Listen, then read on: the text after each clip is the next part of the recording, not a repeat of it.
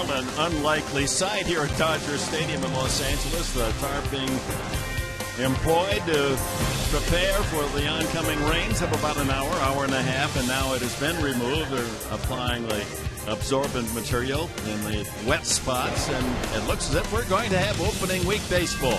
Game 2 of this 2015 season. The Padres and the Dodgers, as we welcome you aboard with Mark Grant, Dick Enbergs. The Dodgers have been here 58 seasons. They've been rained out 17 times is all. And the Padres have been victimized 6 of those 17. Maybe there's something about these two teams. The way I look at it, San Diego is a positive. Living there, right? Yeah. Great weather. L.A. is a positive. Great weather. Southern California. 2 positives make a negative. That's the last thing I learned in math class. Right. It's a negative that Padres have had the most rainouts of the teams here in Los Angeles. It's unbelievable. I was here for one in 1988. One of the most unbelievable things I remember. The dugouts actually flooded. They rained out 3 consecutive games that year. It's unbelievable. So it's something you don't see. That's the great thing about baseball, folks. You never know what you're going to get when you come to the ballpark. Well, we had a great opening day yesterday. The Padres had a 3-2 lead. You talk about long shots in any sport, and in baseball, you figure the Dodgers, who had won only twice last year in over 50 games when they trailed after 6, and the Padres, who only lost 1 game when they led after 6 innings, and yet that was totally reversed yesterday. Last night, I'll be quite honest with you, it was tough to sleep before opening day because I was so excited, but it was difficult last night because that loss last night really stuck with me because of the hype of the bullpen and the 60-1 record after 6 innings of play when the Padres were leading. So to see them give up the lead and such the excitement that Jimmy Rollins supplied to this crowd, that was a dagger. It would have been a nice one because they had Kershaw beat, and it would have been nice to win opening day. But there were many positives, and we'll go through those in the course of our game coverage today. And we have another terrific pitching matchup. Yesterday was James Shields against Clayton Kershaw, and now it's Tyson Ross dueling with Zach Greinke. Oh, let's talk about our guy first. Tyson Ross, an all-star last year. Versus the Dodgers last year, not a lot of support. Actually, no support. At 2.67 ERA, you would think that win-loss record would be pretty much, rather than 0-4, maybe 2-2 or 3-1. But overall, 13-14, 2.81 ERA. Zach Greinke, very, very. You can label him as Mr. Consistency throughout his career. Throws any pitch, anytime. Can dot the strike zone with the best of them. He's got quite a resume. 2-time All-Star, Cy Young Award winner. He's just a complete athlete. A couple of comments to add to that. In Tyson Ross's case, he was given only two total run support in his games against the Dodgers, going 0-4 with any help at all. He would have had a much better record. And for Greinke, how about this? This is incredible. Against the National League West last year, he went unbeaten, 12-0. Didn't lose a game to anyone in the NL West. He's just got that type of repertoire. Like I said earlier, he can throw any pitch anytime. He's very confident in his pitches, and he can work the strike zone with the best of them. He can dot the eye, from 60 feet, 6 inches away. That's how good he is. Well, negative plus a negative makes a positive. Remember that, folks.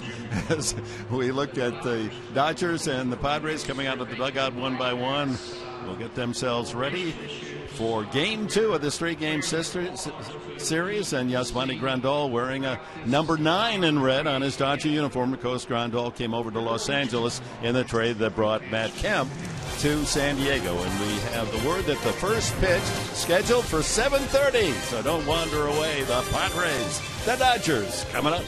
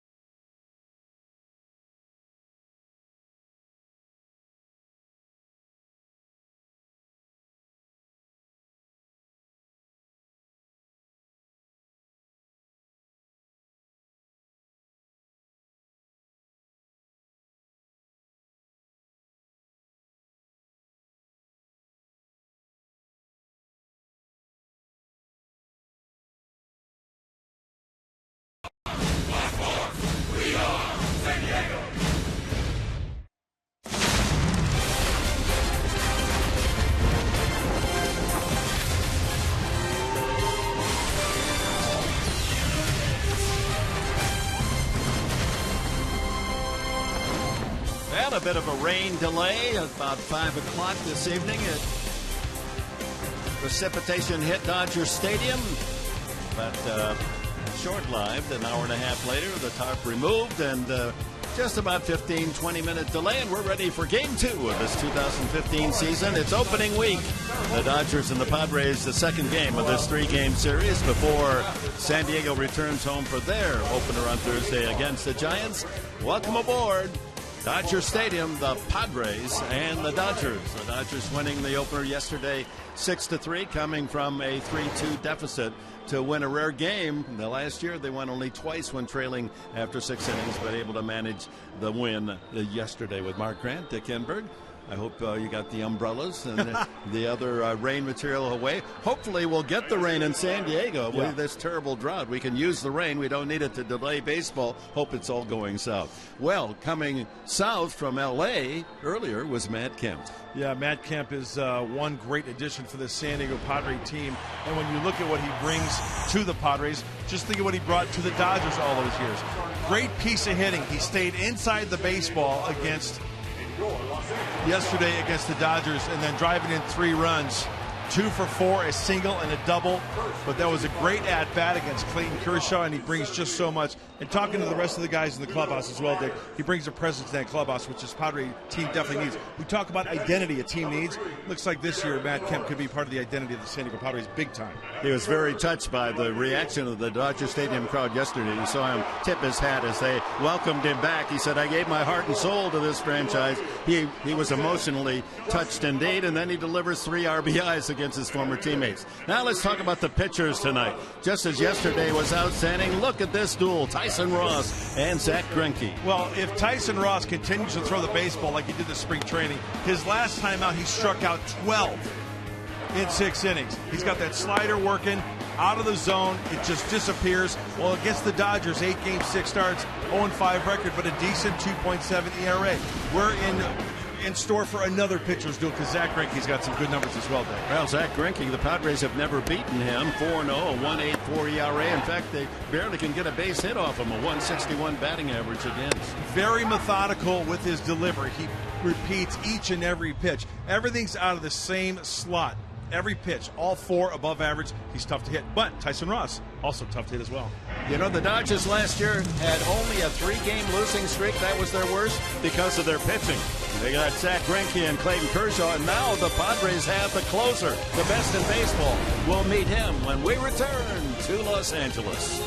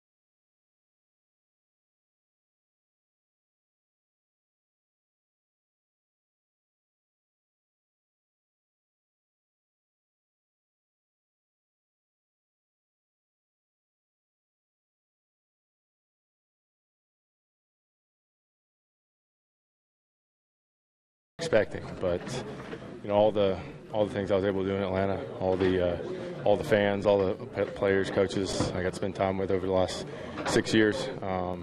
Those memories are awesome. I'll never forget them. But it's a new chapter.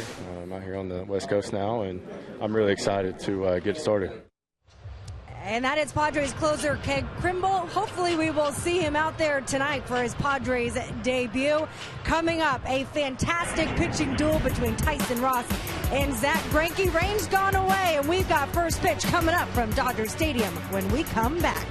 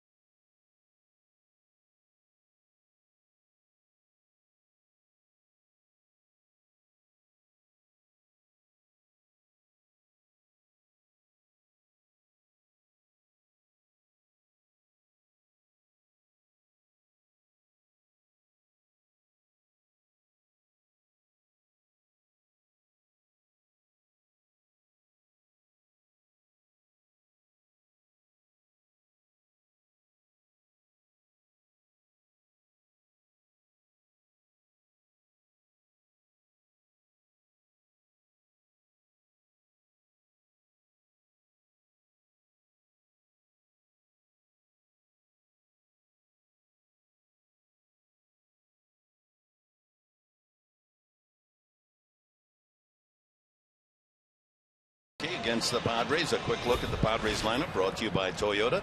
Myers, Norris, Kemp, Upton, Middlebrooks. That's the same five that started yesterday. Alonso hit 6, then Jerko. Alexi Amarista, day after his 26th birthday, will start at shortstop, and Tyson Ross on the mound for Bud Black. And here's Myers stepping into the batter's box. He went 0 for 3 yesterday. And Greinke, now 31 years of age, goes to work. First pitch of the game swung on, and a fly ball slicing into the right field corner. Puig, a long run, and can't get there. Back a couple of rows. A look at the scouting report for the 31-year-old Floridian. Into his 12th year in the big leagues, and I tell you what, he has been one heck of a big league pitcher. When you look at him, you think, really? This guy throws 95? Yes, he can. He's a control freak. Why? Because he can hit any spot around the plate when he wants to. Fastball, cutter, curveball, changeup, and he pitch anytime. Well, they knew he was good out of high school in Apopka, Florida. The first-round pick of the Kansas City Royals, 6th overall selected 13 years ago. Will Myers, also selected in a draft pick by Kansas City, was the 3rd round selection. There's the fastball, 0-2. He just makes it look so effortless with that four-seam fastball in the outside corner. Padres trying to find a way to beat this guy. 4-0 against San Diego. There's that slider that just drops out of sight.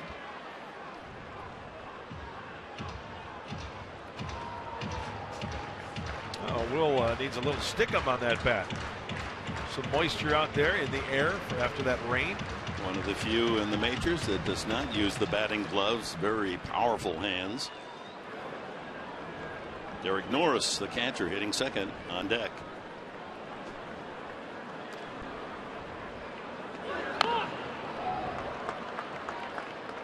The last 9 starts going back to 2014, Greinke unbeaten 5-0 with a 2.05 ERA. Pretty nice 1-2 punch, huh? With that gentleman right there, Clayton Kershaw from the left side, Greinke from the right. Well, that's why they did not get in any extended losing streak last year. 3 in a row was the worst of the entire year. Well, 3 losses. Hopefully that's the way the Padres go this year, because they got a nice 1-2 punch as well. 1 ball, 2 strikes to Myers. Shields Ross doesn't sound too bad, does it, Dick? No, it doesn't. Nor does Cashner to follow those 2. Yeah, when Ian Kennedy's your number 4 starter, that's saying something about your rotation. We'll see Andrew Cashner tomorrow night in the final game of the series against Brandon McCarthy, a new Dodger. Hit well to right field. Puig with a beat on it. Heavy air tonight after the rain. 1 away. Let's look at the Dodger defense, brought to you by Renovation Realty. You've seen Puig already out in right with Peterson in center and Crawford in left. Around the horn, Uribe. Rollins, the star yesterday, the 3-run home run. Kendrick at second base, the former Angel, and former Padre Adrian Gonzalez at first, with Yasmani Grandal behind the plate for right-hander Greinke. Jock Peterson, the 22-year-old rookie. They think he's going to have a great future. He's replaced Kemp in center. He took away extra bases yesterday. A great play going to the right center field gap, diving. Nice play. Norris, a couple of hits yesterday, single and a double. The single was a leg single and stunned the Dodgers with his speed.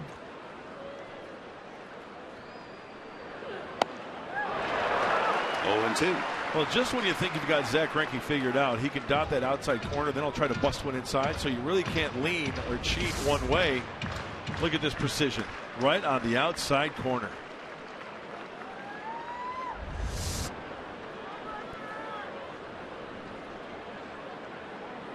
Shakes off the signs of Grandal, so Norris asks for time.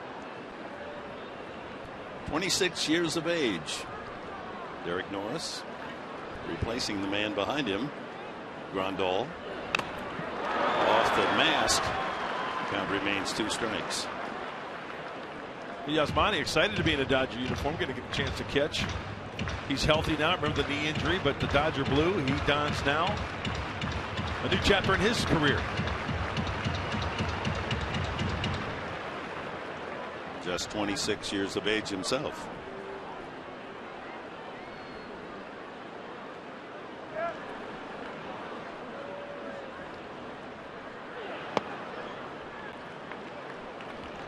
Change up inside, 1-2.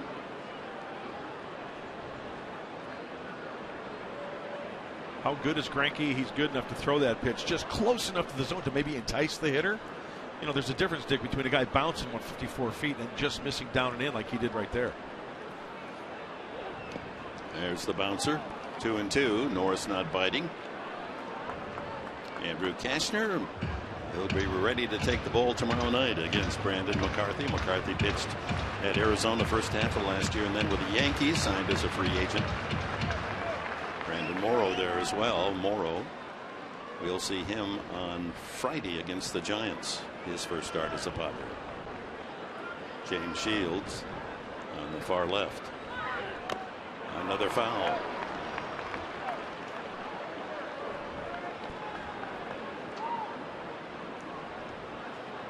And the old skipper, Bud Black, the left-hander.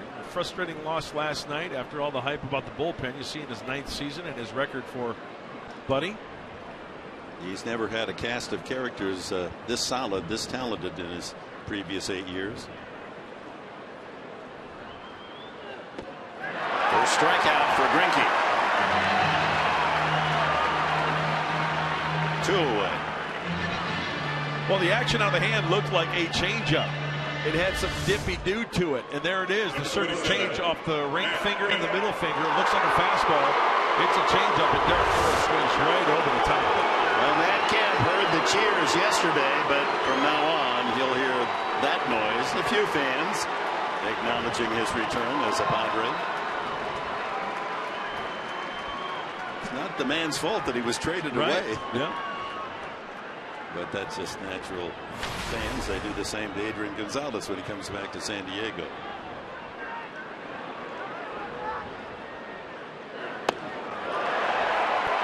That ball actually looked like it had a little cut on it away from Matt Kemp.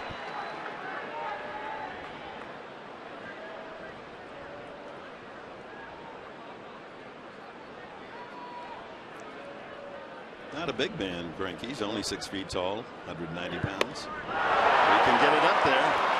And he jumps in front of Kemp. 2 strikes. You know, and I guess as a hitter, you look at that physique, Dick. That's a good point. But then he pumps it up there, mid-90s, and that ball looks like a little cutter as well. Ends up off the plate for the swing and a miss. Both of those first 2 pitches were out of the strike zone, but Kemp goes after them 1 and 2. Justin Upton would be next. Zach Greinke has been 0-2 to all 3 hitters in this top half of the first inning.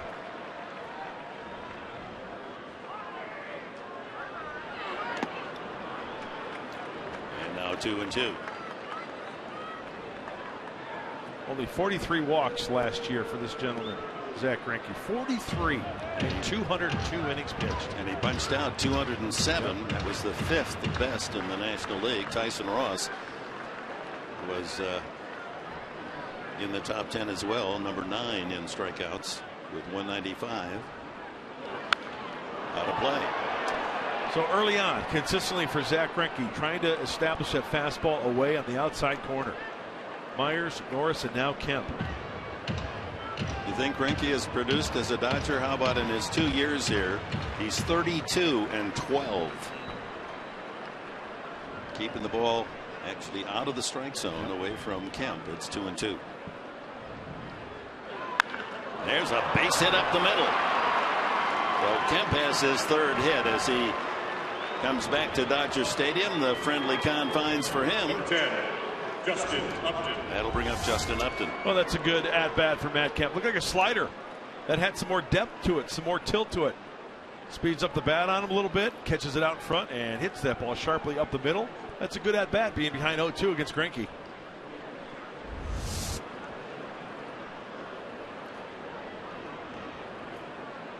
Kemp is a man that loves to talk. He has a good time. It arrives at the clubhouse. You can hear him. He's always got something to say and keeps things alert and alive. Now look at that number. 7 for 14 for Upton, a 500 average against Greinke. You don't see many of those against this right-hander. There's always one of them out there. I don't care how good a pitcher is in his career. There's always one guy that has his number. Good swing, but fouls it away. Upton 1 for 4, a single yesterday. Look at the hot zone hitting for Upton. Yeah, so how does he like it? He likes it down and in, right? And he likes it about belt buckle high, right about there. That's the hot zone. Up the zone, he'll chase low average, down and away, 167. Probably the pull mode comes into play. Down and away, tries to hook it, hence the weak grounder. Line to left field, and the charge by Crawford, can't get it, goes by him. Kemp with 2 outs, running all the way. He'll score easily. Upton's rounding second, headed for third, and he's in with a slide. The Padres take a 1-0 lead. Carl Crawford gambles and couldn't come up with a catch, and once it's skidded by him, the Padres get a run on a triple by Justin Upton. Oh, what are we just talking about? The hot zone, right? Down and in. Crawford tries to lay out. Boy, that's one of those where those in-between hops, you better make sure you glove it. If not, that's what you see all the way back with 2 outs. Matt Kemp is running. And just like yesterday, the Padres scored in the first. There again, A.J. Preller building the middle of the lineup. 3 and 4 hitters produce the run. A single Kemp with 2 outs, and now Upton. Well, Middlebrooks hit the ball hard yesterday. Didn't have anything to show for it. 0 for 4. Lined out twice to the outfield. Alonzo Powell likes what he sees. The hitting of his big men, Kemp and Upton.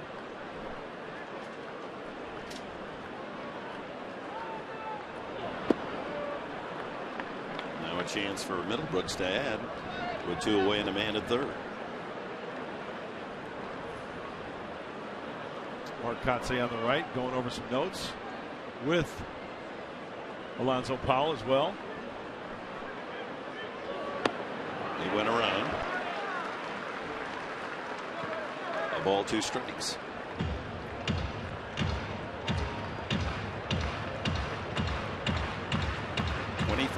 Pitch inning this first frame for Greinke.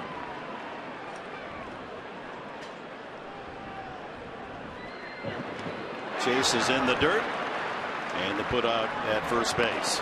But the Padres get a run with 2 outs. A Kemp single and Justin Upton with Crawford gambling in left field. Misplays that line drive for a triple, and the Padres take a 1-0 lead.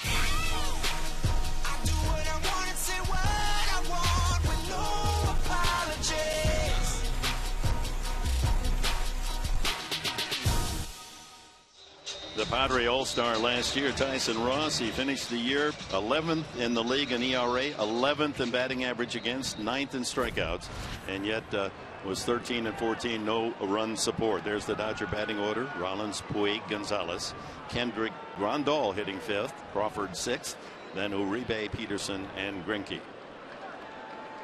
2 hits for Rollins yesterday. The big blow in the 8th inning off Sean Kelly, a 3-run homer to win it 6-3. 92 on the first delivery from the 6'5" right-hander.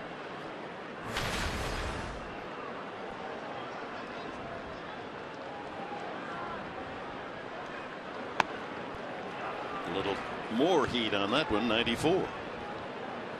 Yeah, you know, the slider seems to be the story of Tyson Ross last year, but don't forget that 2-seam fastball. And there's the slider, and a 3-pitch strikeout gets rid of Rollins. Number 66. Fastball, slider. Good morning, good afternoon, good light. Uno dos. Adios, Jimmy Rollins. Boy, look at that. See how much space there was between the ball and the bat? Gives you an idea of the tilt on that slider. Well, Ross was second in the National League in pitches where no contact was made by the hitter. 28.6% of the pitches, no contact. Francisco Liriano led the major leagues, almost 32%. But Ross, I mean, that's a real important statistic. You're pitching and they don't even foul it off. That's the movement of the fastball. Obviously, the slider is one of the pitches that a lot of swings and misses come on. But just when they're looking for the slider, he pumps the fastball by him. You get a lot of swings and misses there as well. Puig 0 for 3 yesterday. He was hit by a pitch and did walk. And a ground ball to short weakly. And Arista across just does get him in time. by a half step. Look at the Padres defense tonight. It's brought to you by your San Diego County Ford dealers. In the outfield, Upton in left, Kemp in right. Myers will patrol center field. Middlebrooks, Amarista, Jerko, and Alonso around the horn with Norris behind the plate. For the product of the University of California, Berkeley, Tyson Ross. One error for the Padre defense last night. That came in the 8th inning, which resulted in 3 runs for the Dodgers. That 3-run shot when Jimmy Rollins spoiled the party. Gonzalez hit a solo homer earlier in the game. Went 3 for 5, single double and a home run.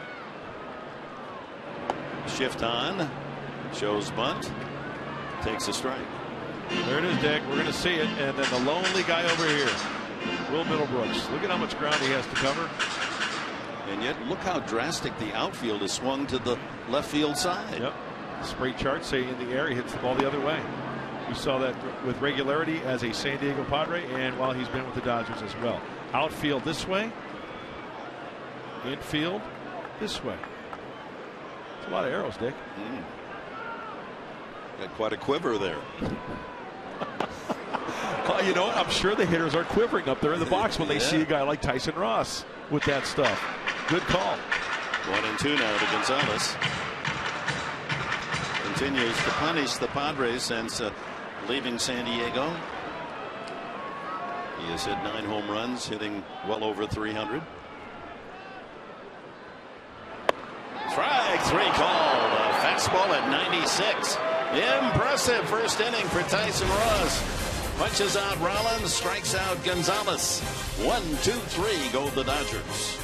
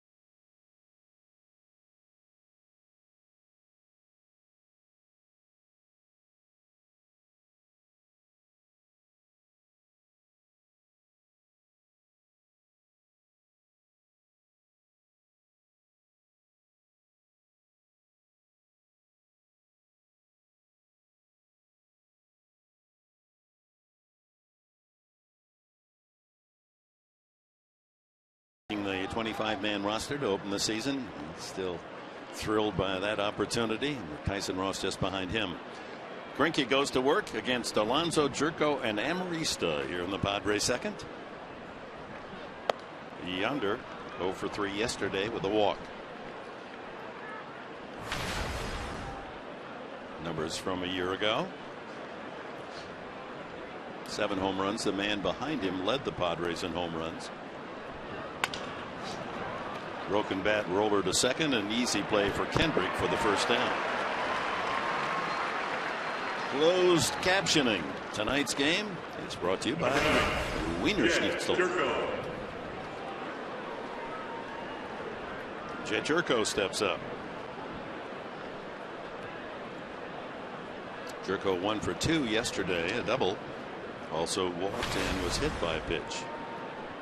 Led the team with the 51 runs batted in last year. If 51 leads the team this year, I'll just give you everything I got. I was just going to say, I'm going to hold you to that. Yeah. Well, no, don't even. You shouldn't even think that. I know, that's what I'm not thinking. That's where we get in trouble. I want to say 100. It's got to be 100 plus, right? A couple of guys with 100 plus. Well, I'm saying it'll be in the 90s at least. Yeah. But we're a bit ahead of ourselves. 161 to play. Hit hard, but Uribe closes the hole. Jerko, since the second half of spring training, he's just hit the ball solidly time after time. And there's nothing he can do right there. You're exactly right, Dick. From the sound all the way up here, that ball off the sweet spot, he dropped the head nicely, but positioned perfectly was Uribe. Nothing you can do there, Jed.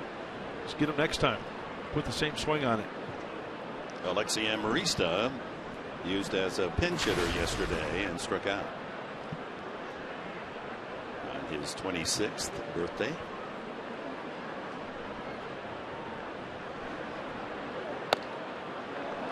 Pounded in the strike zone. 26 pitches needed in that first inning for Greinke. Got a call there from plate umpire Mark Carlson. And again, jumps in front 0-2. Not throwing a lot of balls in the zone, not even on the corners. Padres are going after the balls off the plate.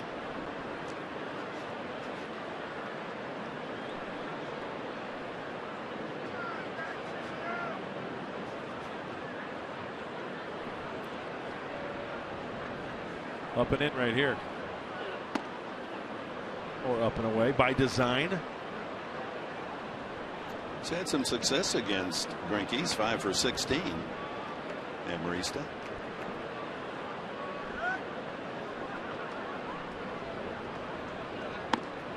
Off the plate again, 2-2. You know, Greinke's changeup comes in a little hot. I've seen 88. Yeah. Right on that grip. Usually, you know, his fastball's been around 92, 90, but it's got some movement to it. Off the table type movement, split movement.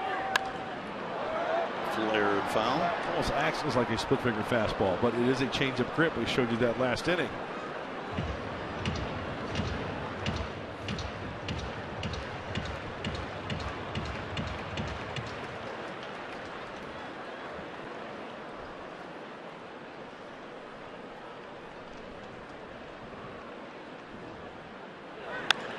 Sharply hit, bobbled by Rollins, and he can't make a play.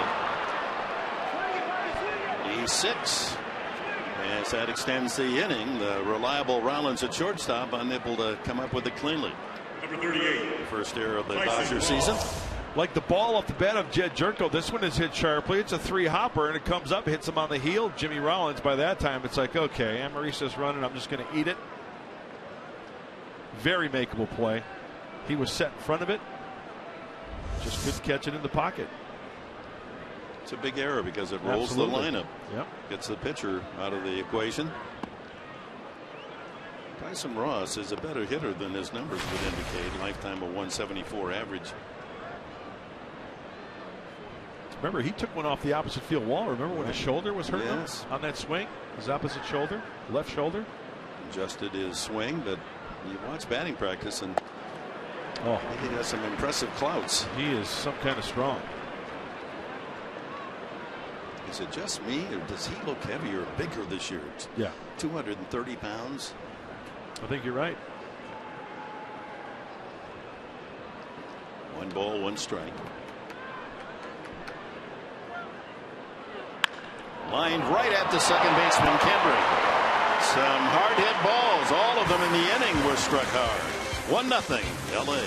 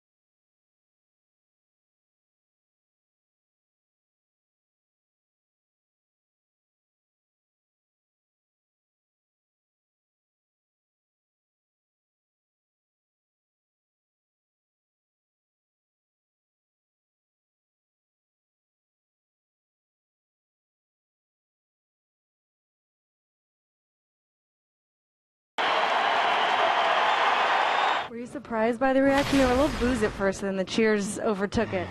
No. I mean, it's like I said before. The Dodgers love their Dodgers, and to see somebody in an opposing uniform or a different uniform, you're going to get some boos. I got some boos out there in right field too today. So it is what it is. I like the boos. After the 3 RBI day yesterday, not quite sure he's going to hear those cheers anymore. You saw the first at bat, a lot more boos today. He said the outfield was where he was getting it the most. Fans chirping at him all game long. He said, I'd love to tell you, but I'm going to have to wait till it's off camera because, well, not quite appropriate. He said he didn't actually know what to expect. He was hoping he would get some cheers.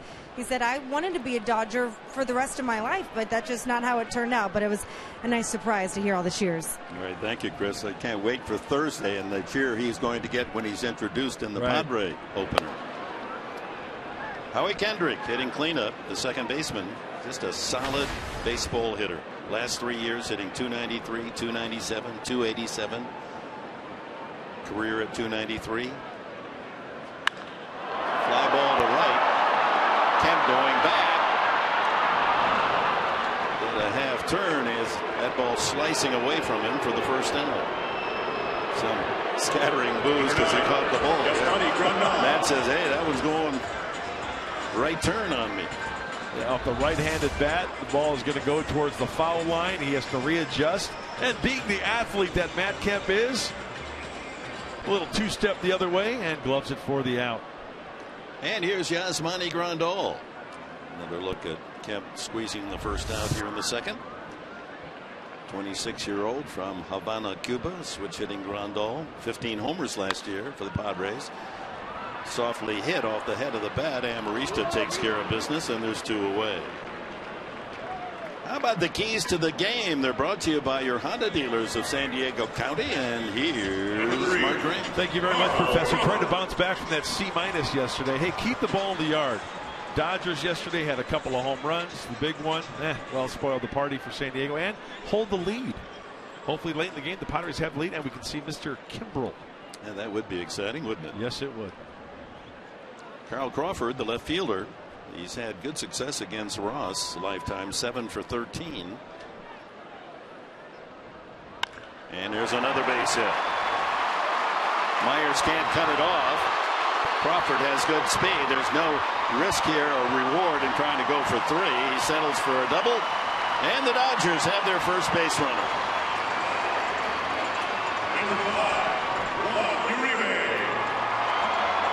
I think because of the hard-throwing Tyson Ross and the action that he's got in that 2-seam slot. There's another, that looks like a 4-seamer. It's got a little run to it. And when that ball was struck, it looked like Will Myers in center field was on the shortstop side of second base. So this ball hit sharply. He beats the defense and cruises into second base for a double.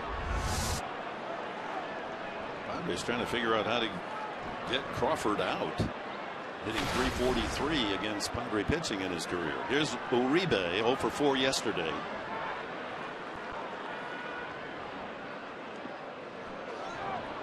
Norris blocking that pitch in the dirt. Hey, Derek Norris did a good job yesterday in opening day, smothering some balls in the dirt. I think that's going to bring a lot of confidence to the pitching staff for the Padres, especially when they're heading the count. Derek Norris will tell them, hey, bury it. Don't bounce it 8 feet out in front of home plate, but get it behind the home plate. I'll bounce. I'll block it for you if you bounce it.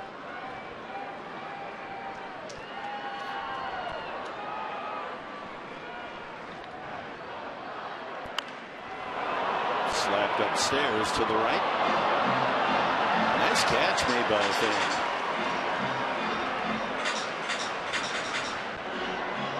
That's a short railing there. You got to be careful. Don't want to lean too far.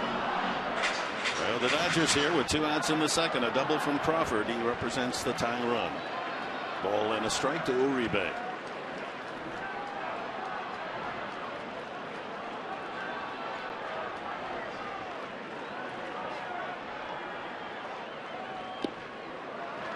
Fastball, 95. After Uribe, center fielder Jock Peterson.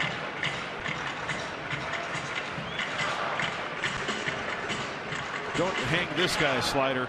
That'll speed up his bat, especially over. You can throw him one. Just can't hang it over the plate. You got to keep it down and away.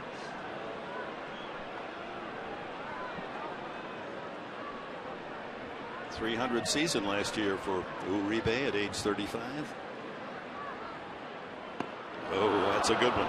See where it ended up? Down and away. Pitch number 4 there on Fox Tracks. Perfectly executed, perfectly placed out of the hand. See him turn the doorknob there. The rotation, the tilt. Threw the slider more than any pitcher in the big leagues last year. 41% of his pitches were sliders. And why not? Uh-oh. If that's fair, it's gone, but it's hooking foul.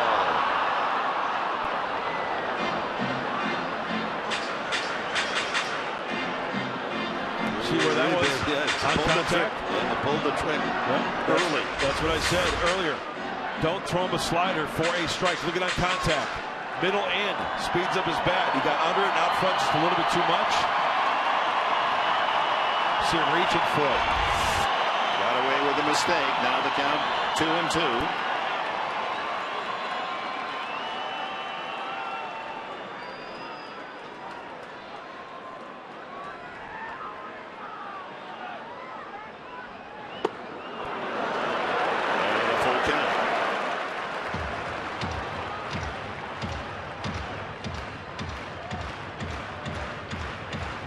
Does he throw the slider more than anyone in baseball? He gets the results up there with the top 3. Strikeout 60, almost 66% of the time. Will he come up with a slider here, 3-2? I think so.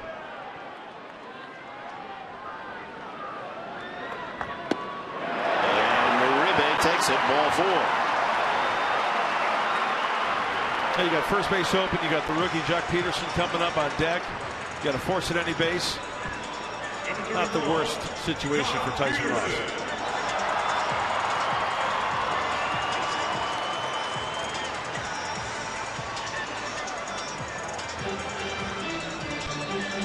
Tonight's game is presented in HD by Sony 4K.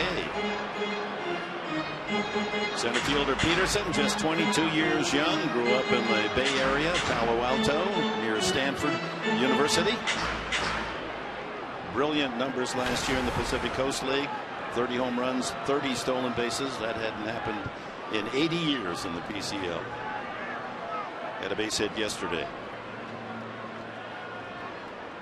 First and second with 2 outs. The Dodgers here in the bottom of the 2nd inning. Strike on the fastball.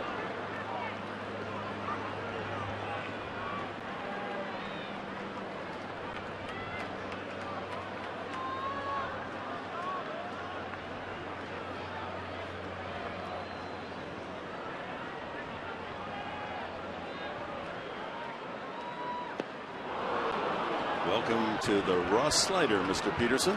He did not see that slider in the PCL. I will guarantee you just that. And perfect placement out of the hand. It looks like it's going to be right over the plate. Another good job by Norris there. Absolutely. And it's just not swings and misses. I mean, it's swing and missing big time. Ross ahead on the count, 2 strikes. Trying to run Crawford behind him at second base. Uribe with a walk at first.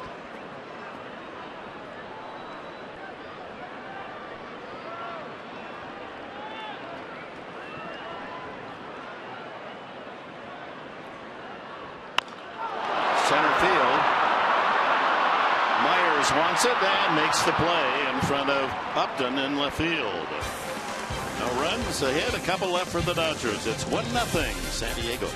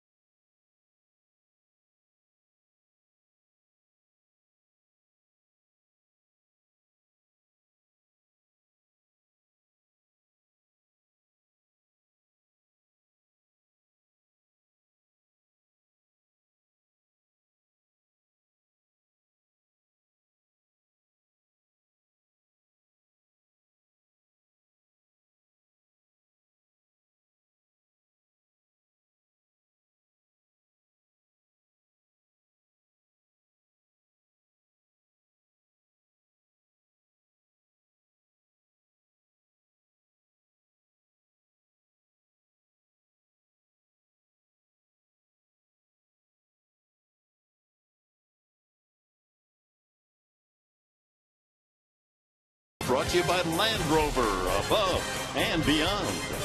By Petco, what we feed them matters. And by Kaiser Permanente, the ride. With Mark Craft, Chris Button, Dick Enberg here at Dodger Stadium. We go to the third inning. The Padres leading 1-0. Top of the order, Will Myers and Norris and Kemp to hit against Zach Greinke. Fly to right the first time up, Myers.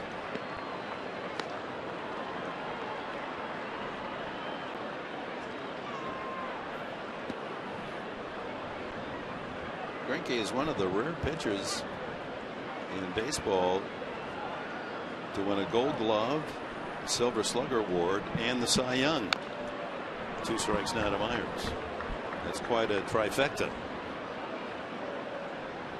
The other 2 are Dodgers, so all 3 wear the Dodger uniform, or did. Fernando Valenzuela, great athlete as well, hit the trifecta. And Roel Hershiser also won all 3. Another good athlete. You're doing it with the arm and the glove and the bat. It's like the old football triple threaders and single wing tailbacks. Run, pass, and kick. Oh, and kick too? Oh, yeah. Oh, back in the day, they do that, huh? Myers goes down swinging. That's the 3rd strikeout. Derek Norris comes up, and he bedazzled the fans and the Dodgers yesterday with his speed. Look at him go here on this double into the corner by Kemp. I mean, that is a freight train coming home. And you know what? For a catcher, that's picking him up and putting him down quite nicely. You know, he's not going to win any dashes against Usain Bolt, but I tell you what, for a catcher, he scooted pretty well there. And he was on first because he beat out a infield hit. Yep. Ball hit to third that seemed routine, but he didn't give up on it. Uribe hesitated. By the time he got the ball across, Norris with that leg single, and then scored on the double by Kemp. Struck out his first time against Greinke. Sharply hit up the middle, but Rollins is there. And look at that. They had to hurry the throw. Norris made it close. 2 away. Head down, busting his tail down that first base line. Got him by about a full step, but still putting some pressure on the defense as well. Let's check this out. Okay, he hits it. He realized there's Rollins.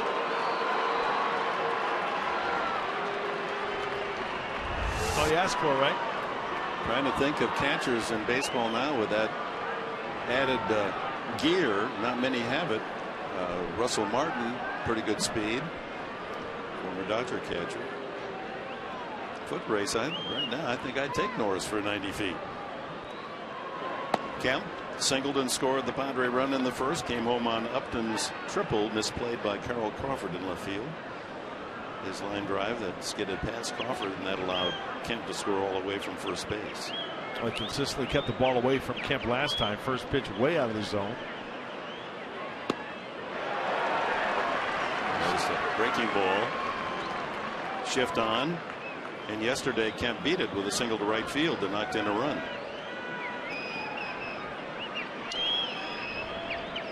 Hey, you can split the gaps there. 2014, 68 to center field. That's using the whole field, gap to gap. Like that. Another breaking ball. Well, that's a good slider from Greinke. Second time around, breaking up the slider. 3 strikeouts so far for Greinke, who averages more than 1 per inning. Did last year.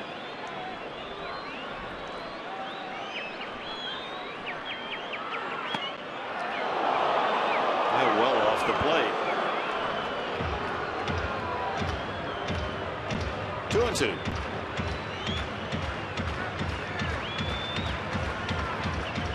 '50th pitch of the night coming up for the Dodger right-hander.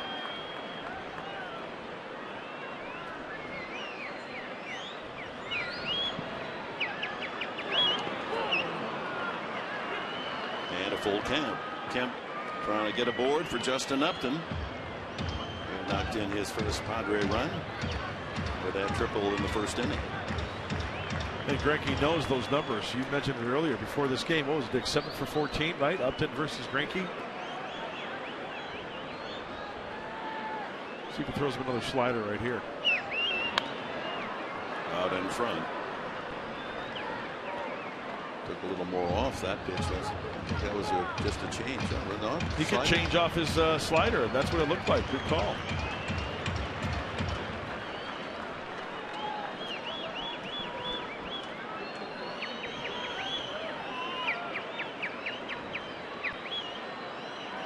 Aviary here at Dodger Stadium. Ground ball to the left side, and they had it well covered with 3 men over there, and Uribe throws him out.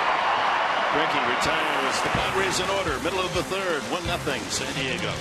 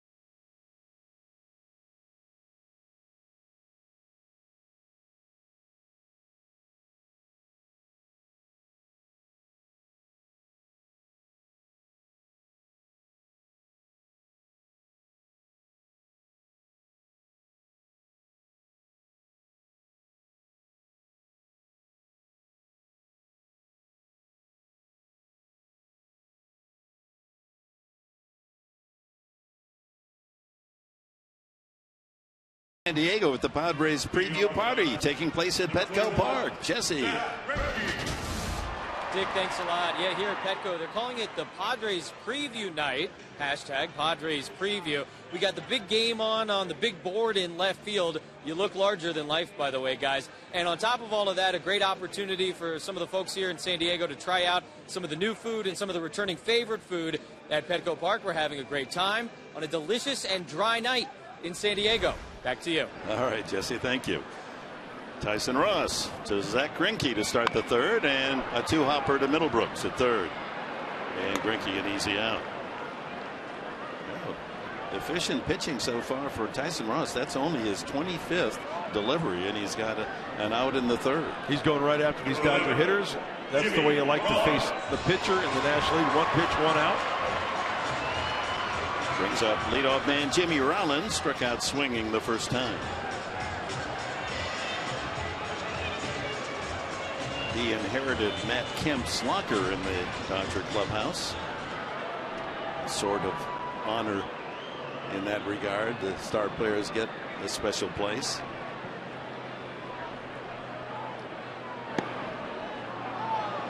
Where was your locker when you were with the Padres? Near the laundry room? Not near the lunchroom. Well, that's not a bad place. No, not a bad place at all. Wow, that's paint right there. Back-to-back pitches. Tyson Ross at the 96 on that fastball. Great location. Jumps ahead. 2 strikes, painting that outside corner.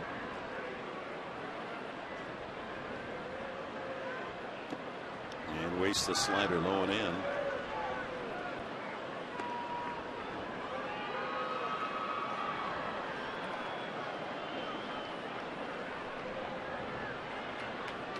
Quite a trade for the Padres from the Oakland A's to get Tyson Ross.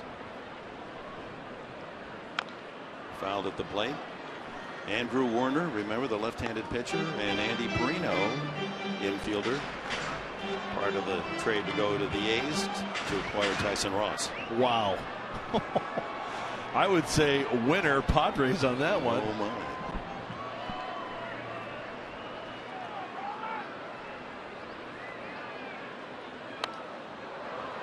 You know, even though that ball that he just pitched, you can see by the Fox tracks, pitch number 5, it catches the outside part of the plate. Still, Jimmy Rollins, tough to catch up with that pitch. And where did he hit the home run yesterday that was thrown to him? Remember, it was down and in. That's where you want to stay away from Jimmy Rollins. Now, if you're Tyson Ross, it might be a different story because of the velocity of that pitch, but might be a fastball here in. That one in the gap in left center field. Myers trying to cut it off, and Rollins can run. He's going to try for 3. Here comes the throw to the third base. He is out of there. Great relay. Amarista with a perfect strike to Middlebrooks to deny Rollins a 3-base hit. That's the time to try for 3 with 1 out. But a perfect relay. That'll please Bud Black. It goes from left fielder Upton to Amarista into Middlebrooks. The Padres constructed that relay perfectly. Kudos to the defense for the San Diego Padres is starting at the outfield wall, firing strikes to everybody. Cutoff man, Middlebrooks, out. Nice job, Justin Upton. Alexi Amarista firing a strike, and that's where the shortstop arm comes into play. The good cannon to turn it on when you need it. No room for error, a little offline on any throw, and you have the tying run standing at third with 1 out, and Yasiel Puig, the batter, grounded to short his first time. That was pretty.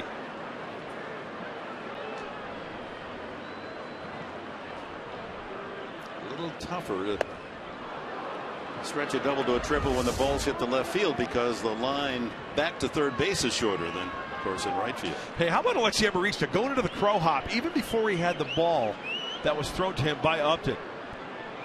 Tyson Ross saying, oh yeah, you the man, way to pick me up.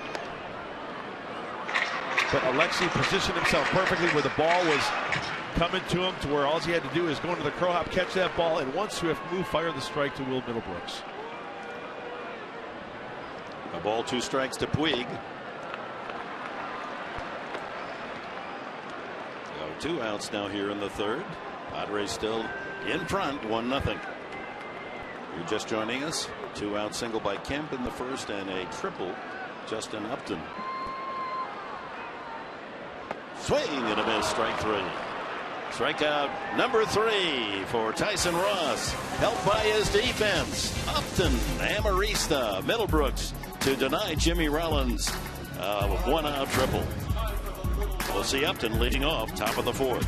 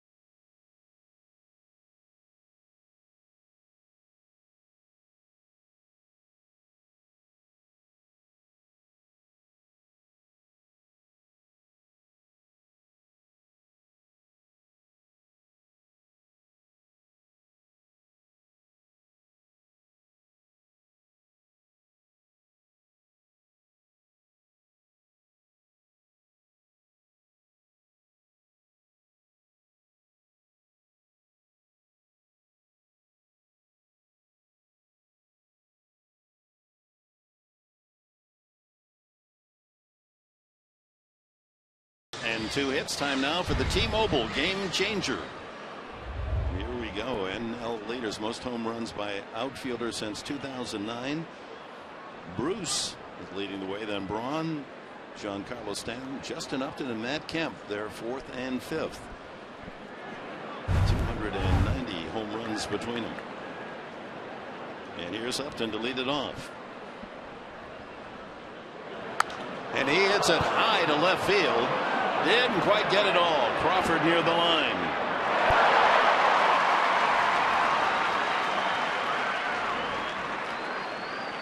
As Upton returned to the dugout after that relay that erased the triple try of Jimmy Rollins, the hero's welcome from his teammates. Oh, you love to see that excitement in the dugout. Yeah, you betcha. Jay Upton. That's great. Love it. Will Middlebrooks struck out swinging his first at bat.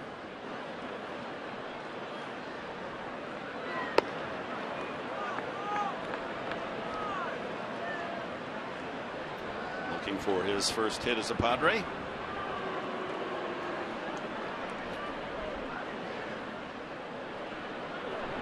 Two and 0.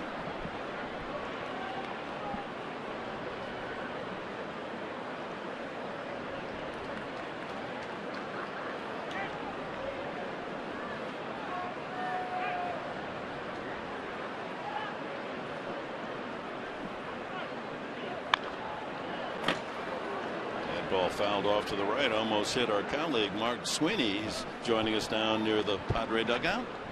Yeah, guys, we're protected down here. No worries. Got to charge those line drives. Yeah, I'm going to try. Hey, Mark, great excitement down there in that dugout. Not only, strikeouts for pitchers or home runs, but defensively, that's a good sign for the Padres. Mark, exactly what you talked about, the excitement part. It's great because this is what they created in spring training, the chemistry part, and spending so much time. It's an integral part when you have so many new players. You have to get on the same page, and seeing that in the dugout definitely shows they did the right thing. Check swing foul by Middlebrooks, so the count levels at 2-2.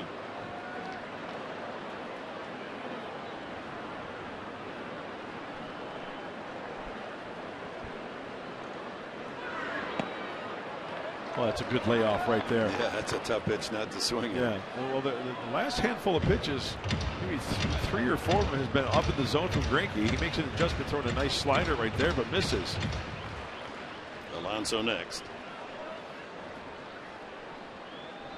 Nothing in the heart of the plate.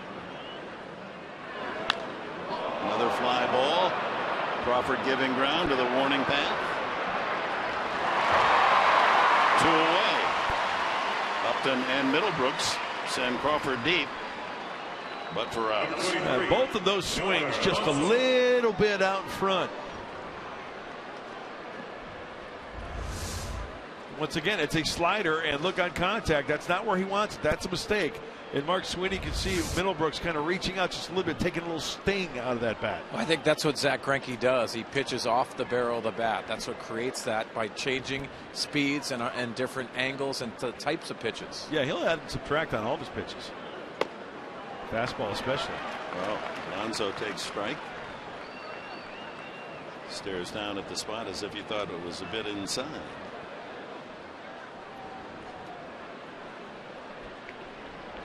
Decent numbers against the Dodgers.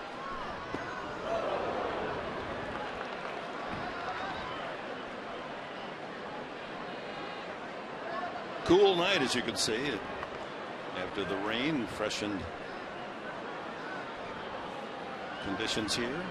Temperature, yeah, blame it on the rain. Feels like it's in the 50s. Low 2-1. Well, John Fogerty sang it himself. Who'll stop the rain? Well, it did stop, and we were a little bit delayed here tonight. It's a beanie night. It's a blanket night here at Dodger Stadium. That hot pizza. That's what we're talking about right there. That cheese will get you messed up now and then.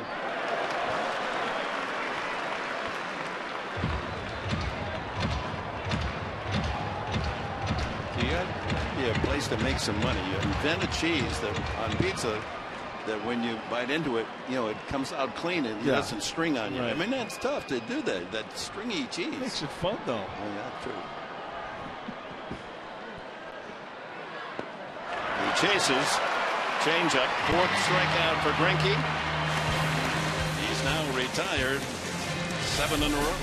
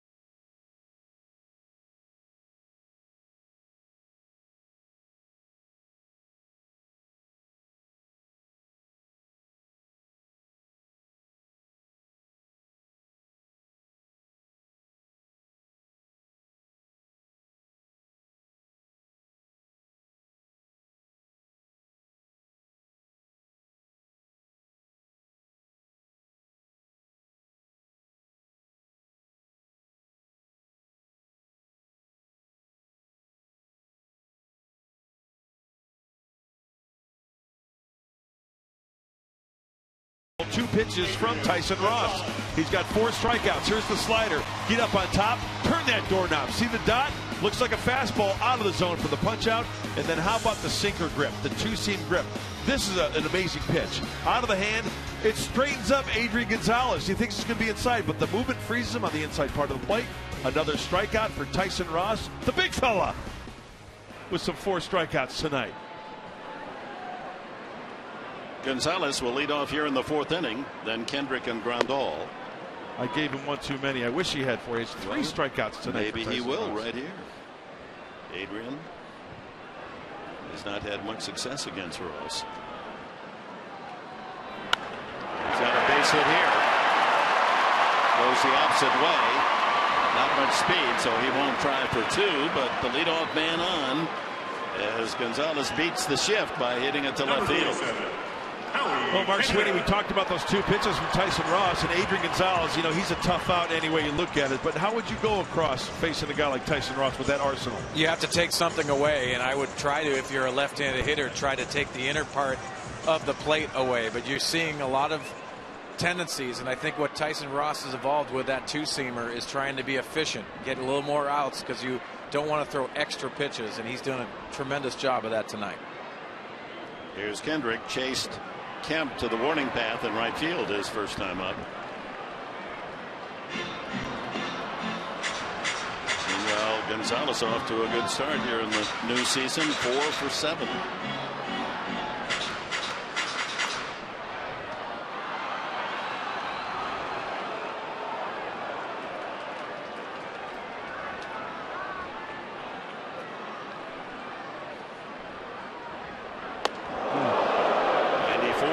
Him back 2-0.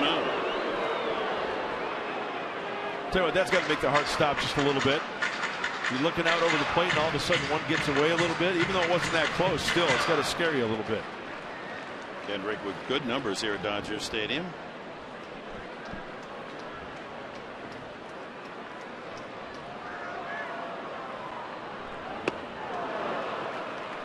Goes to the slider. Guys, you talk about scaring you. Yes, when there's a comfortable hitter in the batter's box, you have to move his feet. You have to make him uncomfortable to expose that outside corner. Exactly what Tyson Ross did right there. Well, Kendrick is a hitter who likes to go the other way. It's going to be tough to stay on that slider down and away and poke that ball that way. Nice. Fastball had a little movement on it as well. That's that backdoor 2-seamer. This ball comes back off the plate and catches the outside corner. Two-seam grip. Look at that ball come back right on the outside corner. Levels the count at 2-2.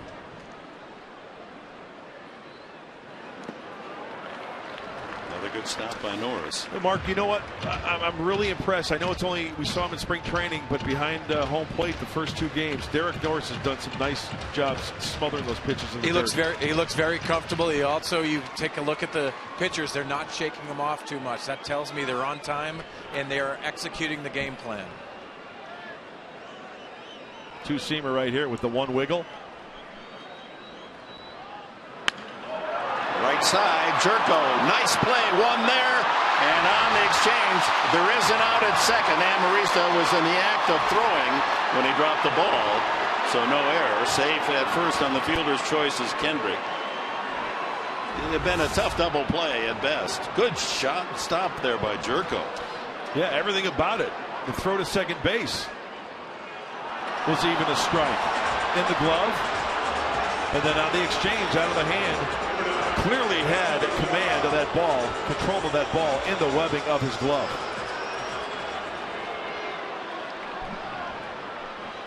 Yeah, and trying to transfer the ball from glove to hand. That's where he dropped it. So 1 out. Kendrick replaces Gonzalez at first base. Safe on the fielder's choice. And here's Grandal, grounded to short his first time.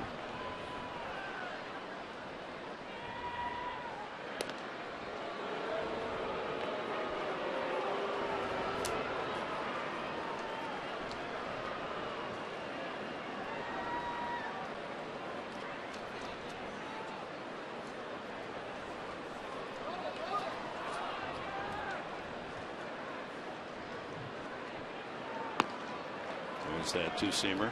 Guys, you saw the exchange of Alexi Amarista, and when you're rushed for time as a middle infielder, a lot of them will flip the ball to their throwing hand. It's not the hand to the ball, it's the flip to the throwing hand, and that exchange, you try to quicken it up just a little bit. Kendrick goes, throw by Norris, not in time. Stole 14 bases last year with the Angels. Well, he moves himself into scoring position in this 1-0 game. Well, testing the arm, testing the accuracy of Derek Norris. Howie Kendrick gets a good jump, and that pitch, it was down and in, so Derek had to, reach it down across in front and then bring that ball back. Plus, you got the big leg kick of Tyson Ross.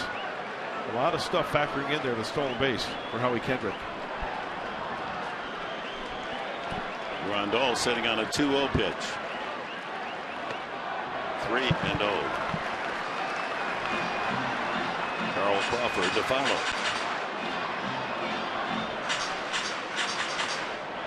Disappointing year last season for the Padres. Grandal with men in scoring position, hitting only 181.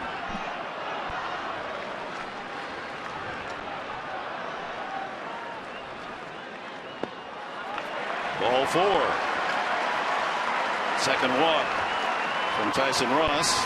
Here's tonight's cold hard facts, brought to you by Clean, Crisp, Coors Light. There's the swing and miss that we were talking about last year. Second best to Francisco Liriano. That's a lot of misses. Tough to square up too. Good two-seam movement, good slider movement. Crawford doubled his first time up to right center. Another good stop by Norris. Well, Mark Sweeney, I asked you this question because you were a hitter. Does it get to a point sometime where third, second time around maybe they start laying off the slider because they're realizing it's going to end up out of the zone most likely? Mark, I think that's the game plan. If you take a look at Tyson Ross, you have to try to stay off that as much as possible, gain that fastball, and try to elevate his pitches to have success. Infield looking for a possible double play chance, but Crawford's a good runner. Kendrick at second, and Grandal at first.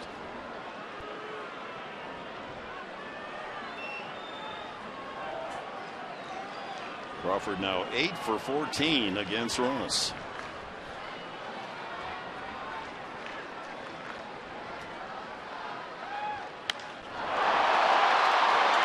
In left center field, Upton is over there to make the catch.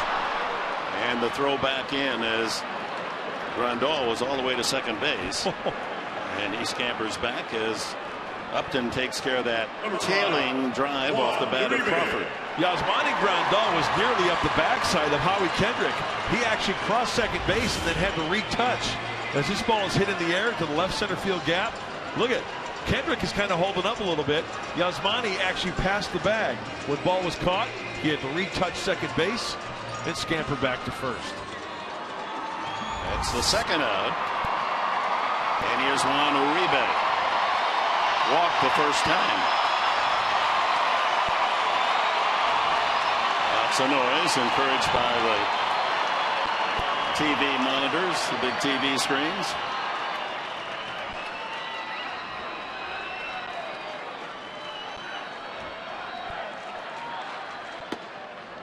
Ball one.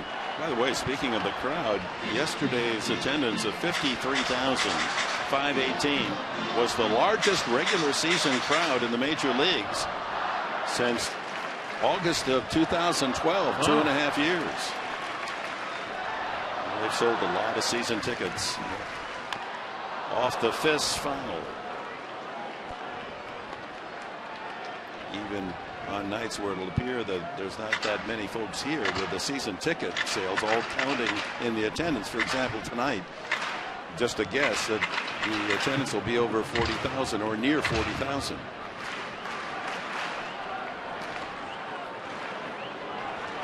Two on, two out. 1-0 San Diego.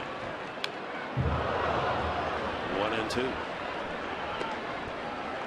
Mark Sweeney, you wear the Dodger uniform. This place is electric when it's packed. It is electric, and it's a pleasure to put a major league uniform on. And also the tradition here. You saw the tradition yesterday.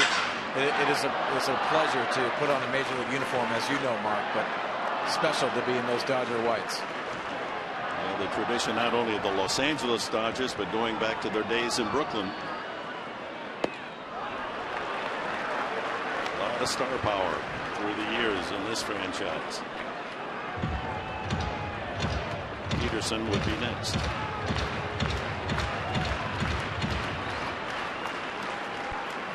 Here's a big pitch. 2-2 with 2 on and 2 out.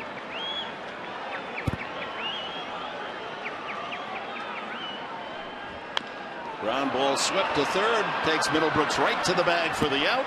And that's it for the Dodgers in the fourth. On to the fifth. Padres lead it 1-0.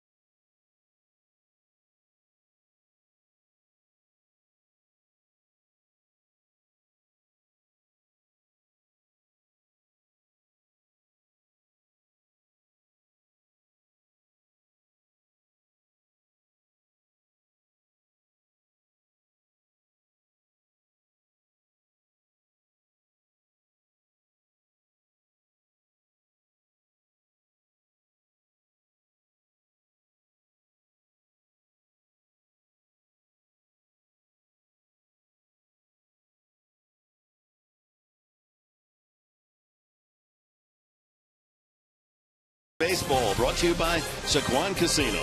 Real friendly, real close. By Jack in the Box. Head to Jack in the Box for Jack's Blazing Chicken Sandwich. And by Mercury Insurance. You could get 2 free Padres tickets. Learn more at mercuryinsurance.com. Down to Chris Button by the Padres dugout. Got a chance to talk to Yasmani Grandal before the game, Dick, about the trade and what his reaction was to it. He said at first he was shocked, but he says the change has been nice, the change of scenery, because he didn't get the time behind the plate that he wanted to last year. So wearing that Dodger blue, he says it's been great for him. He says hitting the ball well, feeling extremely healthy right now, just working on perfecting his catching and building a better rapport with the pitchers right now.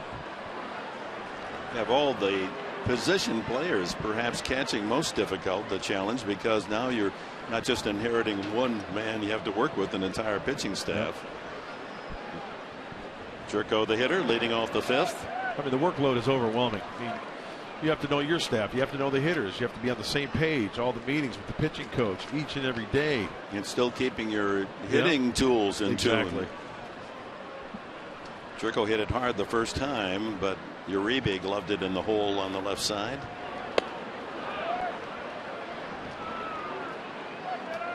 Two and one. Jerko, Amarista, and the pitcher Ross, the bottom third of the order here against Greinke in the fifth. Padres clinging to a 1-0 lead.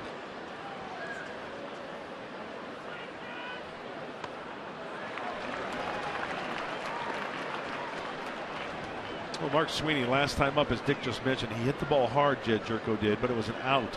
How difficult is that for a hitter to bounce back the next at bat? I think you just have to trust your process and know you're going to be playing and you're going to get those base of at bats. But you just want to get off to that good start. It's always fresh in your mind to start the season. And if you look at some of the adjustments that Jed Jerko is going to make, he looks like he's getting on the plate just a little bit. At times he's going to be open, but he has to stay within himself and stay within the strike zone.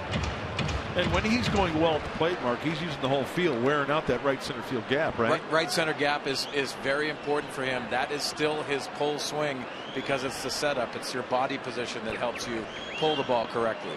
And that right center area is wide open. Excuse me, swing, and Greinke, a good fielding pitcher with that Gold Glove last year, has the first down. Number 5. And Arista was safe on the air by Rollins, the shortstop, his first at bat.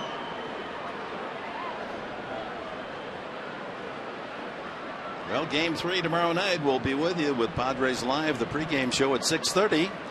Mike and Mark, before Andrew Kastner makes his 2015 debut against the new Dodger right-hander, the lanky Brandon McCarthy. And on Thursday, the home opener, and we'll begin all the ceremonies at 2:30 before Ian Kennedy faces Tim Hudson of the San Francisco Giants.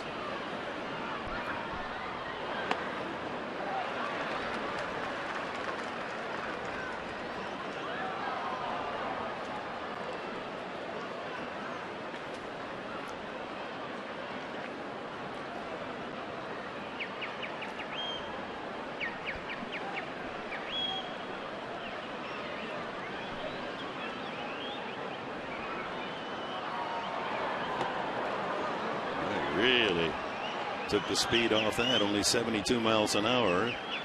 Amarista tempted but holds back. 2-1. Yeah, that big looping curveball may be setting something up right here. Maybe a little cutter inside, maybe a fastball down and away. Yep.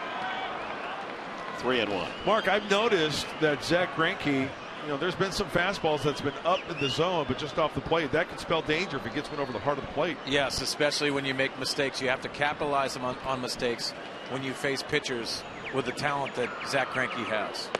He challenged Amarista there, said, here comes a fastball, see if you can hit it. And that's what I'm talking about, guys, because that pitch was elevated enough and out and away to where he could have worn out the left center field gap. Look at his four-seam fastball. That's above the belt buckle a little bit and swinging right underneath it. A very hittable pitch to try to drive the other way.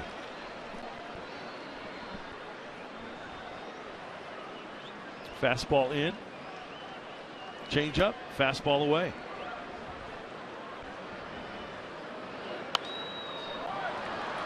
Clip foul, and the count remains full.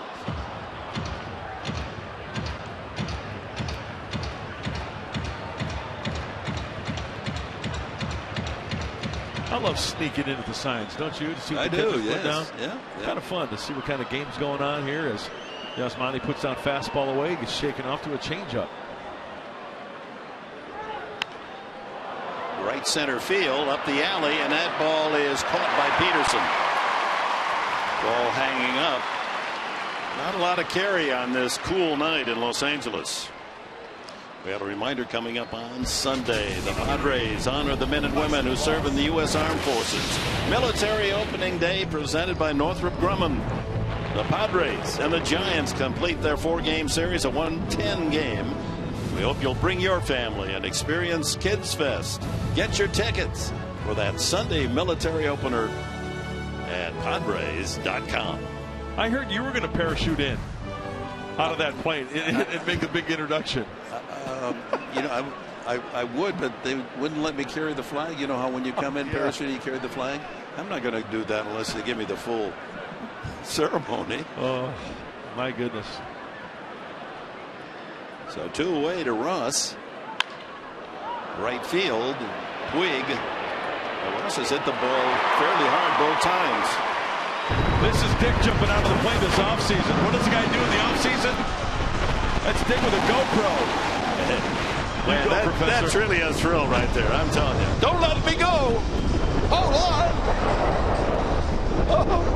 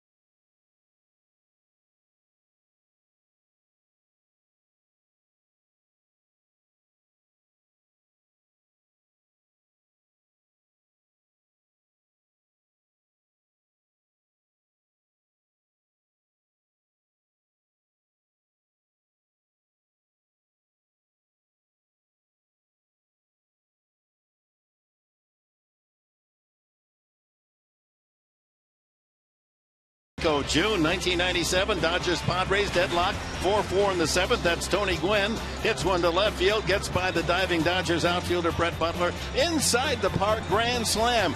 Will Tony make it home? Huffing and puffing. The Padres eventually won the game 9-7, and Gwynn completes the inside the park grand slam. The needle was on E when Tony checked in at home plate. Butler didn't get up, and that's why the ball, rolling all the way to the left field wall. By the time the center fielder collected it, all 4 Padres would score.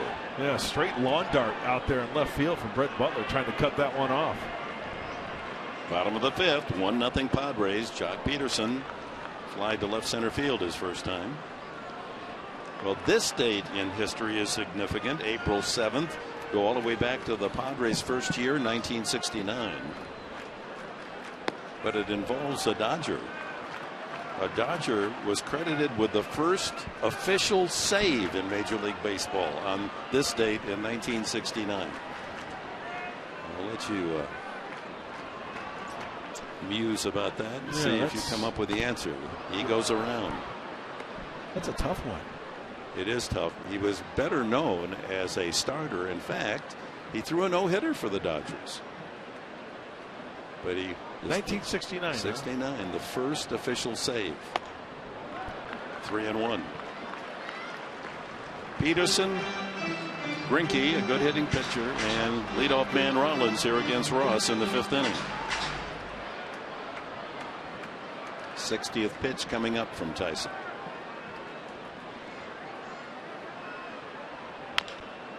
Chop toward first. It's a fair ball and an easy out for Alonso unassisted.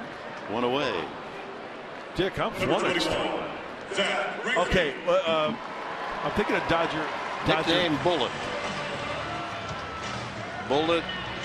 First name, last name. Well, it wasn't Bill Singer, was it? It was Bill Singer. Bill Singer? Bill Singer. The throwing machine? Yes. He recorded the first official Major League Baseball save. What a great nickname, too. Singer, you know, the sewing machines? Sure. They called him the throwing machine. Very good. Then that's a good trivia question. Went on to pitch for the Angels as well. Greinke. He comes out hacking.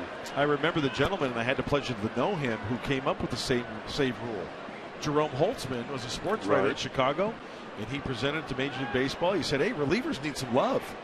We need to come up with this formula to give them credit for a save. It's become an important statistic. Ask Trevor Hoffman. Yeah. And I think it's just an added touch.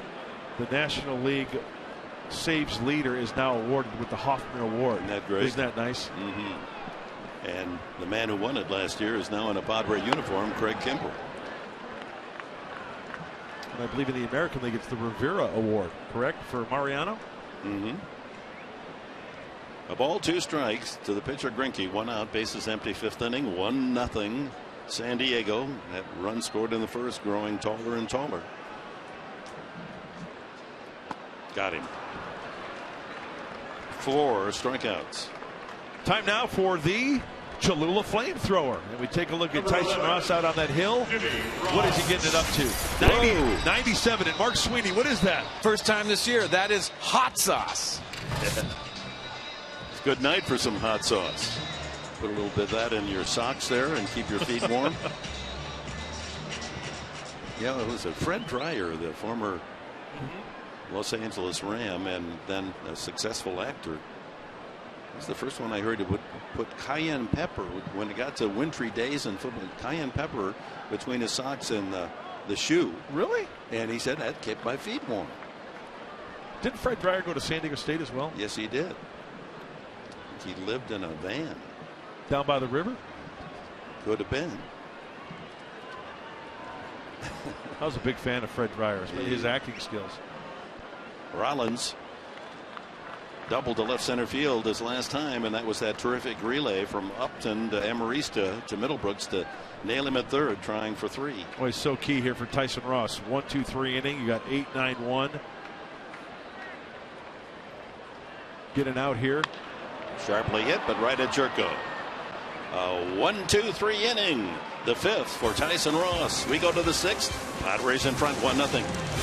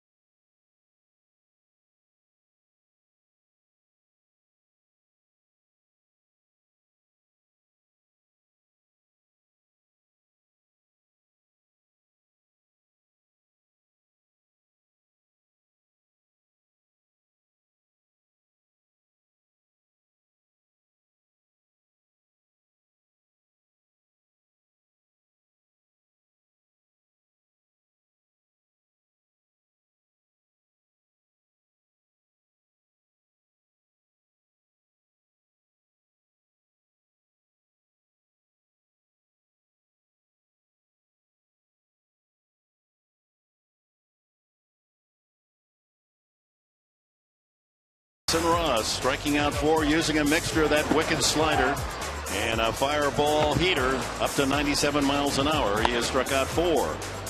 Justin Upton, a line drive to left, misplayed by Crawford, goes by him. Kemp was at first base, scores a triple to Upton. That's the only run of the game. And then Upton figures in this relay, picks it off the wall.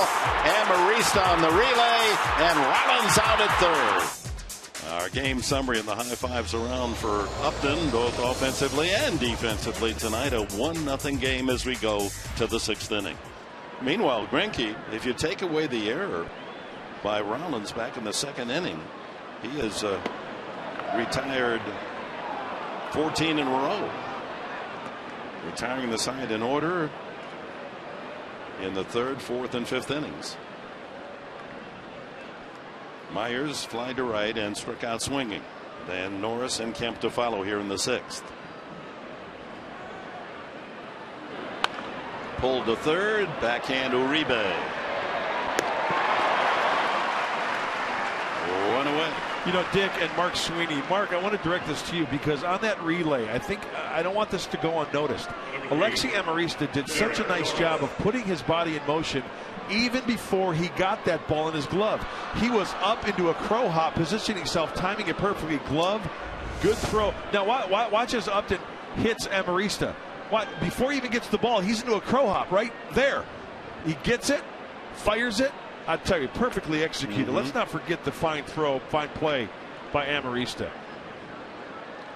Perfect strike to Middlebrooks. Norris has struck out and grounded to short.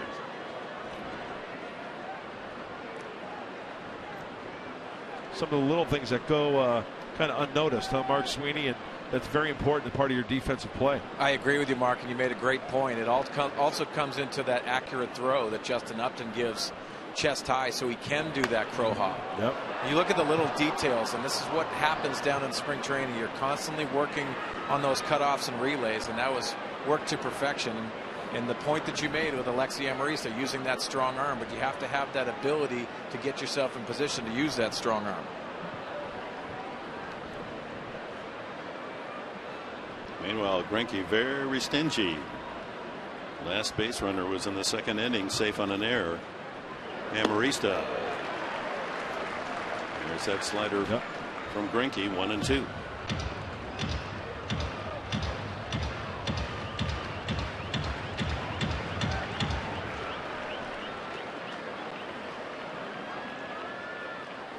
Up to 84 pitches, Greinke.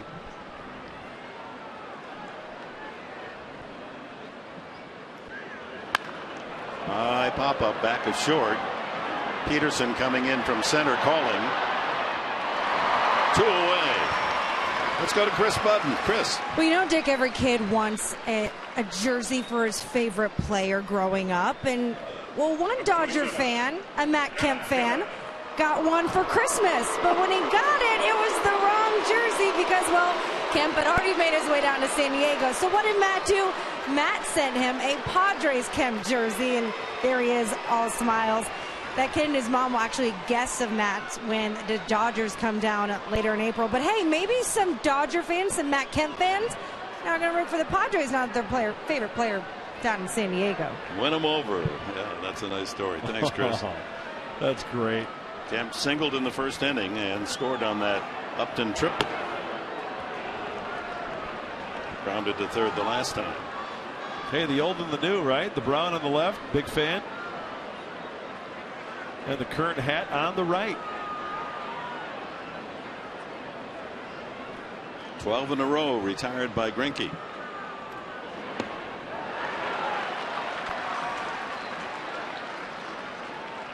Padres have not had a hit since Upton's triple in the 1st inning.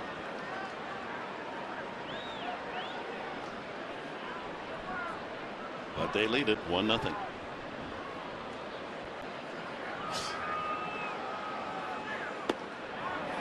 Lays off the pitch outside.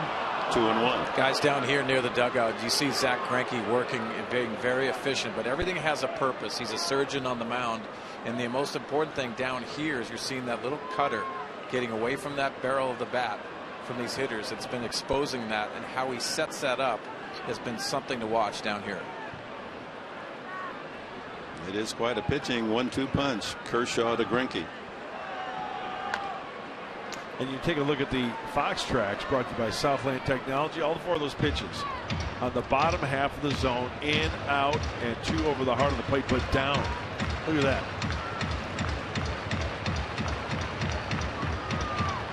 I don't think we've seen more than 3-4 pitches in the heart of the zone, and that's when he reared back 3-1 to say, okay, try to hit this one.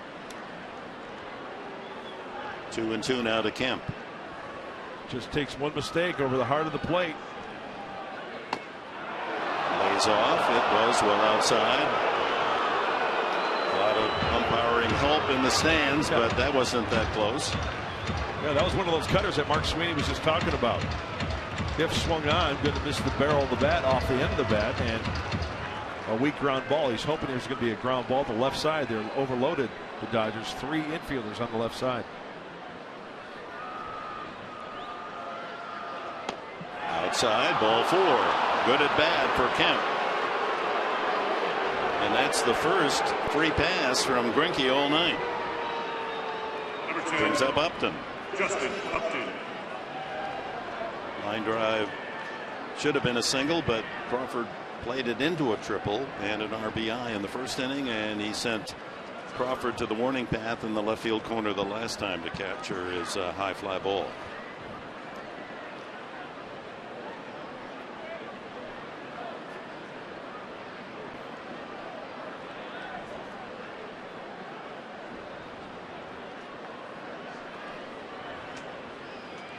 Some activity beginning in the Padre, or rather the Dodger bullpen. Paco Rodriguez, a left-hander, first up, starting to loosen as the pitch count now to 92.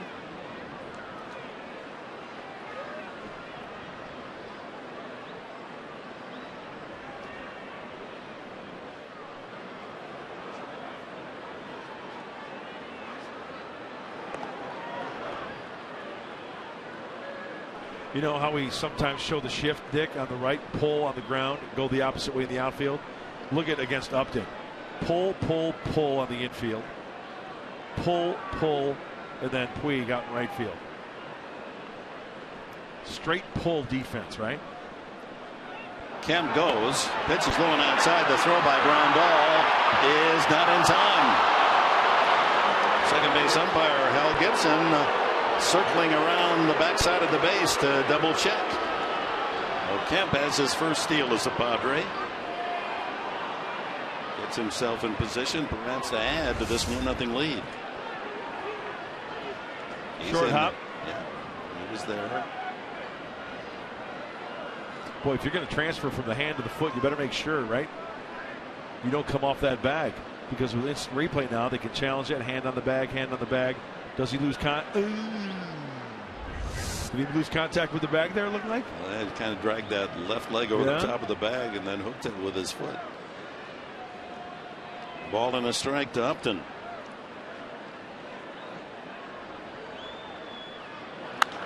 Oh, that's way up into the night.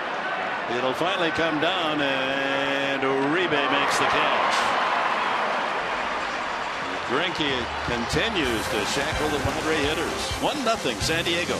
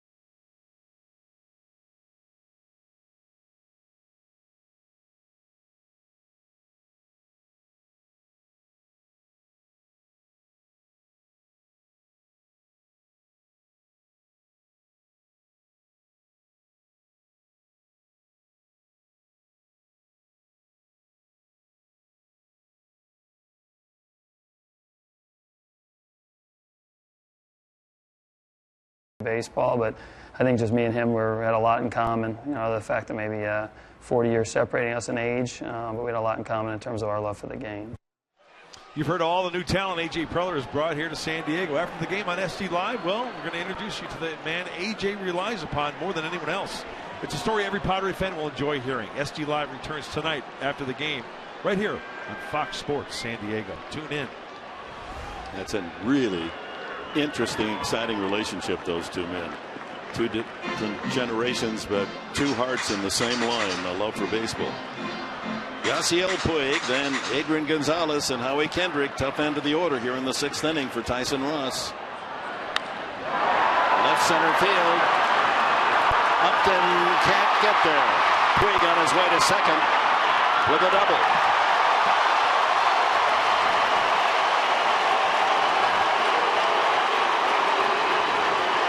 Tying run in scoring position. A leadoff double for Puig. Well, second pitch of the at-bat, it's a slide that just kind of like hangs up there just above the knee, and Puig gets extended enough. He catches it out front, but splits that gap and beats the defense.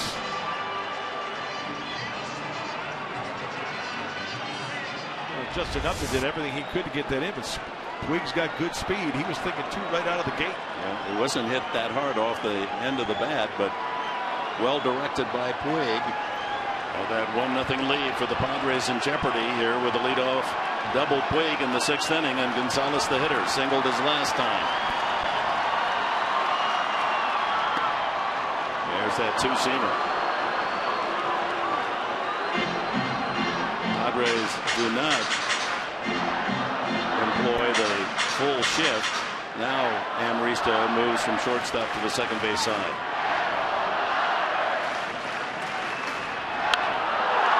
Field, deep slicing foul and out of play.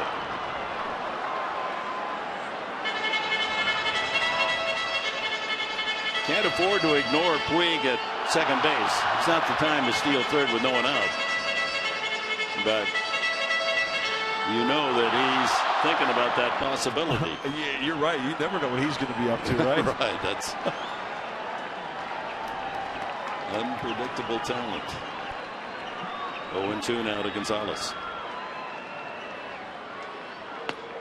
Right down the middle. What's wrong with that pitch?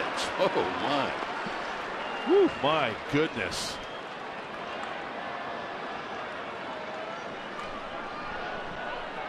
Wow. Pitch number 3 right at the knees. Splits the heart of the plate. Yeah, that's a tough one. Ross should have had this tough hitter struck out.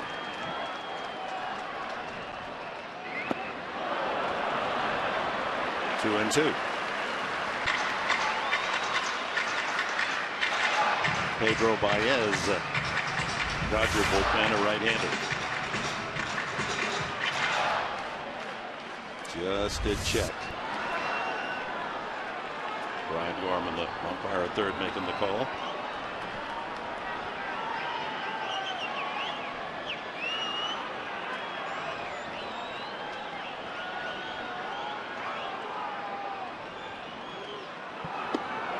So 0-2, had him struck out on the 0-2 pitch, but now 3-2. First base open. Howie Kendrick, the cleanup hitter, on deck. Will Pennicott, the pitching coach there with Greinke.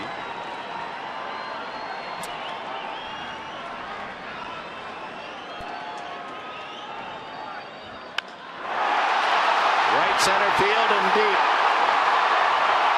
One hops against the wall. Puig will score. Double Gonzalez. It's tied at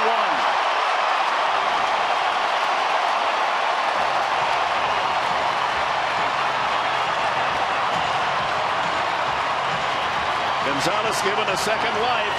Took strike 3, but it was called a ball, and then delivers more punishment against the Padres. That's 5 hits in 2 games of the season. Well, right out of the get-go, Tyson Ross is keeping the ball away from Adrian Gonzalez. There's the call that changed the whole at-bat. Had him struck out, didn't get it, slider down and in, fastball away, and Adrian gets an elevated fastball, and it ties it up. Well, a pair of doubles to lead off the 6th inning to tie the game, and here's Kendrick.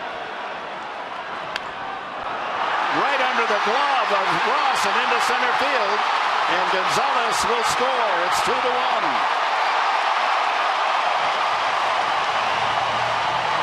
Wasn't hit hard at all, but Tyson Ross couldn't get the mitt down on it, and it just squirted into shallow center field, and even Gonzalez, not a fast runner, able to scamper home in a 2-1 game.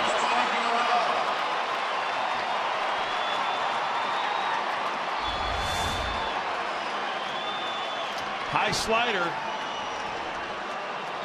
Hopper that went right under his glove. Not hit hard at all. Look who's in the thick of it again. Adrian Gonzalez.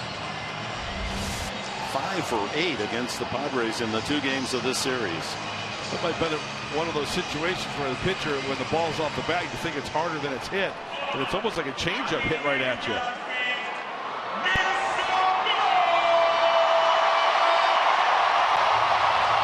Dale Thayer, who's been ill, was not available last night. Talked to him earlier. He said he's okay today, and he's up in the Padre pen.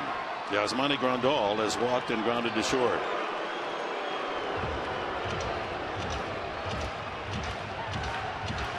Dodgers again using the 2-base hit. That's 4 doubles of their 6 hits tonight.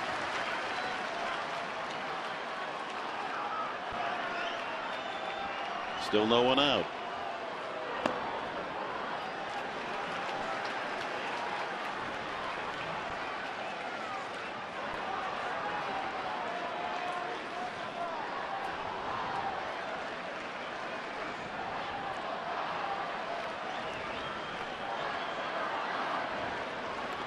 Kendrick stole his first Dodger base the last time aboard.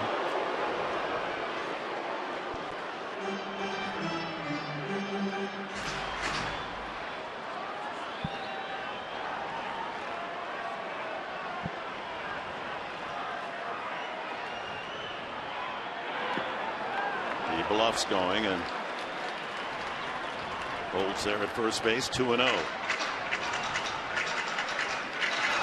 Ross, things unraveling a bit since his near strikeout of Gonzalez. Well, Tyson Ross was doing a pretty good job as far as pitch count. 10, 14, 12, 19, 12. The first 5 innings. 11 right now, and nobody out.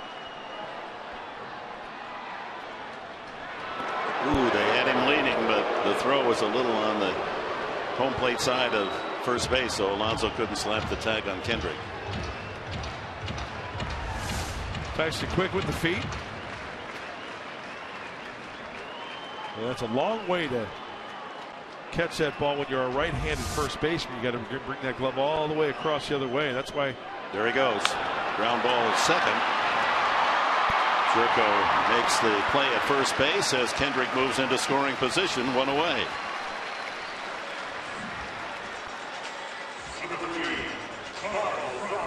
Crawford has a double and a long out to left. You know, one of the things that Yonder Alonso is learning over at first base is that, remember, sometimes last year he was a little overly aggressive to his right. Well, now you get to know your second baseman, Jed Jerko. He laid off that one, knowing that there was time for Jerko to get it and have him to get back to first base.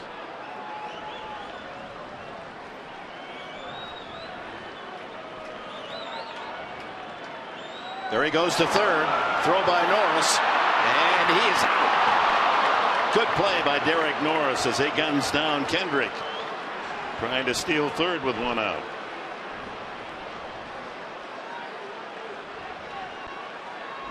Oh, thank you very much. Derek Norris has got the front door open with the right-handed hitter and just applies the tag on the backside of Kendrick. One swift move. On the move is Middlebrooks, slaps it on him. Not a perfect throw from Norris, but his quick release gets it there in time for the tag. 2 away, and the count to Crawford now 0-2. Guys, easier throw when the left-handed hitter is up there. You saw Norris just getting rid of that throw, and then Middlebrooks doing a nice athletic tag at third base. A ball, 2 strikes to Crawford. Frank Garces, the lefty, joins Dale Thayer.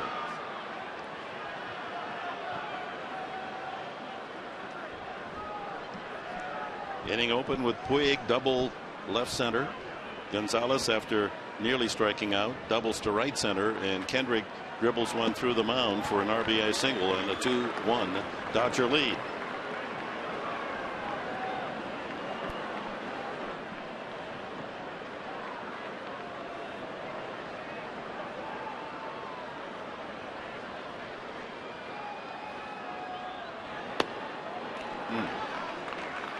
Full count.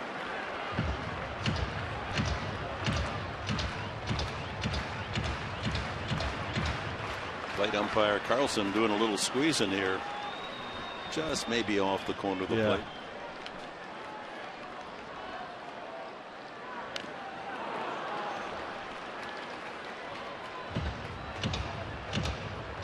Looking ahead to the 7th inning, the Padres have Middlebrooks, Alonso, Jerko scheduled.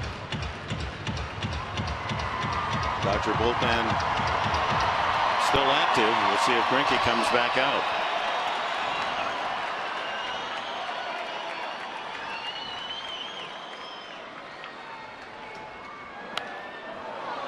Fouls off another.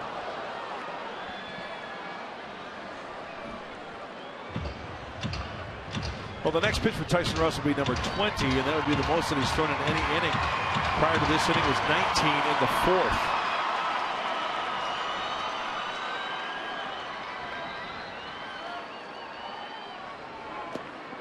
He lost him. Laid off the slider. 3rd walk. So that play at third base, Kendrick trying to steal becomes big now. Instead of 1st and 3rd and 1 out, it's Crawford at first with 2 gone, and Uribe, the batter, he's walked and grounded to 3rd.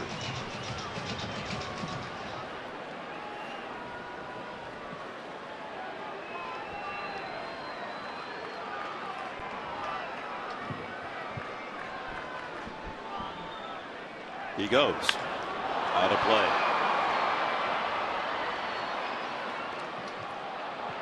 Don Mattingly has his runners on the move tonight. Yeah, that pitch was not a strike. Uribe, you can see him trying to get up on top of that baseball. Stay inside of it and send it the other way, following it off.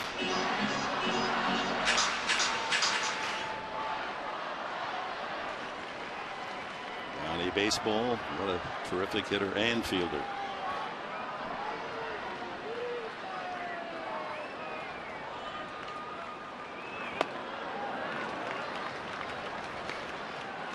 A little under the 97-mile-an-hour fastball that Ross had earlier in the game.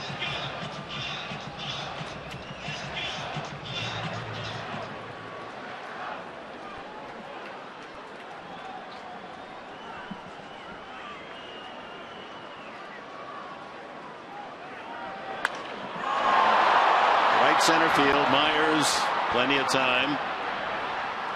And the Dodgers get 2 in the 6th to take the lead. Double Puig, double Gonzalez, RBI single Kendrick. And after 6 at Dodger Stadium, LA 2, San Diego 1.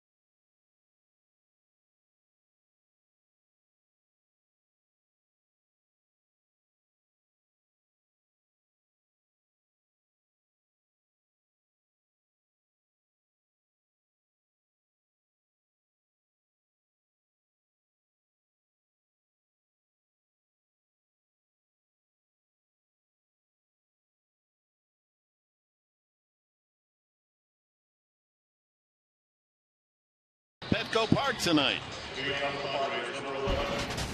All right, Dick, thanks a lot. Back here at Petco Park. As you guys know, we're having fun tonight on Padres preview night. The game is up on the big scoreboard. We got all kinds of food options. And behind me, as you can see, taking some batting practice as well. The fans having an opportunity to give it their best shot. Danny from PB is up now. I don't know that he could crack the Padres lineup, but he's giving it his best shot. Let's get back to some real hitters in Los Angeles. All right, things warming up at Petco Park. And coming up on Thursday, 3:40 start, but we'll be on the air at 2:30 with Padres Live with all the ceremonies and pageantry of opening day at Petco Park. Pedro Baez comes in relief of Zach Greinke here in the 7th.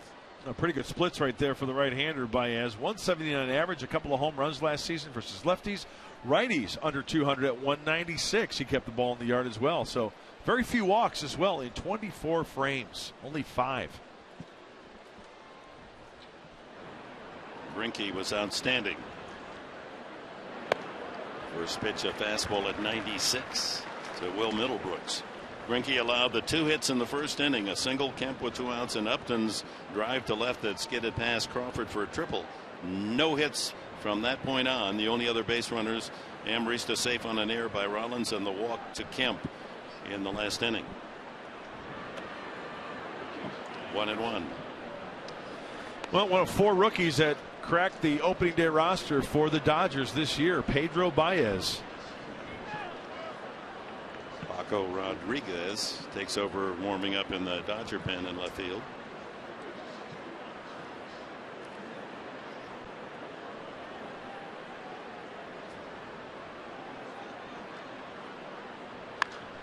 And that'll be out of play. 1-2. Alonso and then Jerko to follow in the Padres 7th inning. And for Tyson Ross, oh, he knows the lyrics, this refrain, doesn't he? Last year, 0-4 against the Dodgers, and in the outings for Ross, he received a total of 2 runs in support, and here tonight he has only the 1 run back in the first inning. Full credit to Greinke. He was the all-star pitcher that the Padres certainly expected to see. 2-2.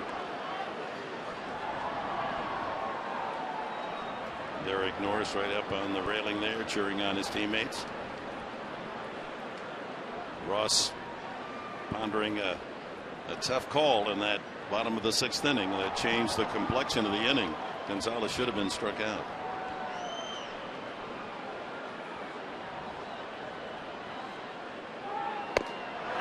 Middlebrooks goes down swinging. 96 on the heater.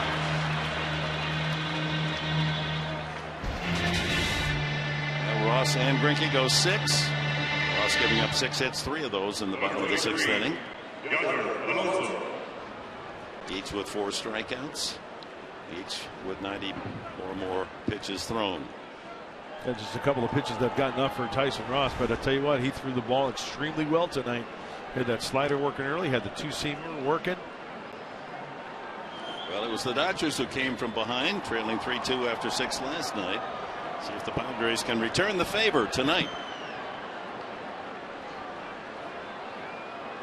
Alonso was grounded out and struck out. Baez has really good movement on that 2-seam fastball, 94 to 96. We saw him last year, and this young man is mighty impressive. 4 stints with the Dodgers last year for Baez. Still has rookie status this year. Loop to left. Crawford, long run, and can't get there. That one drops into shallow left field for a base hit. That ends the hitting drought for the Padres. First hit sends back in the first inning.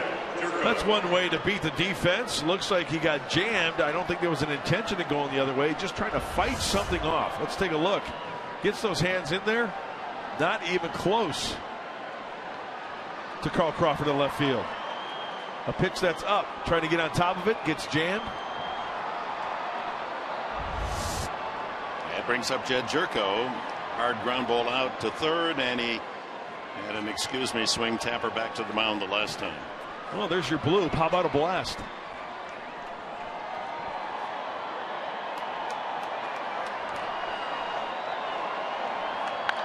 Line drive, foul. Not 5 feet foul, and Jerko again making good contact. Just a little out in front. That one, a wicked line drive, but hooking just enough to deny a double.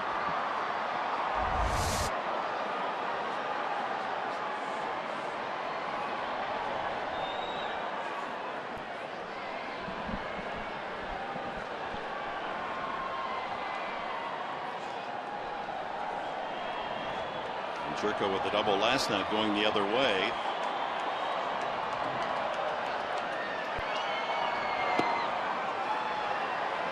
Pretty good pitch. Yemi Garcia joins Paco Rodriguez in the Dodger pen. Pitcher spot is due second in the bottom half of the 7th inning.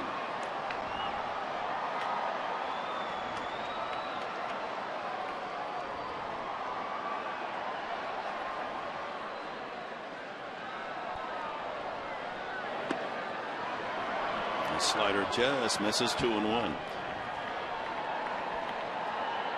That's the pitch that gave Jerko trouble most of last year. He's been much more selective through spring training and the start of this year. Amarista on deck.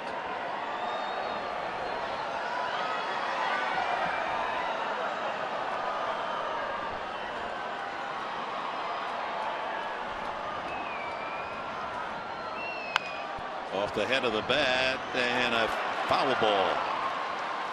Gonzalez's body was in fair territory, but the glove in foul territory, and back comes Alonso. This copyright telecast is presented by authority of the San Diego Padres and may not be reproduced or retransmitted in any form. The account's description of this game may not be disseminated without the express written consent of the San Diego Padres. 2 balls, 2 strikes. Jed Jerko, 1 out. Tying run at first, Alonso.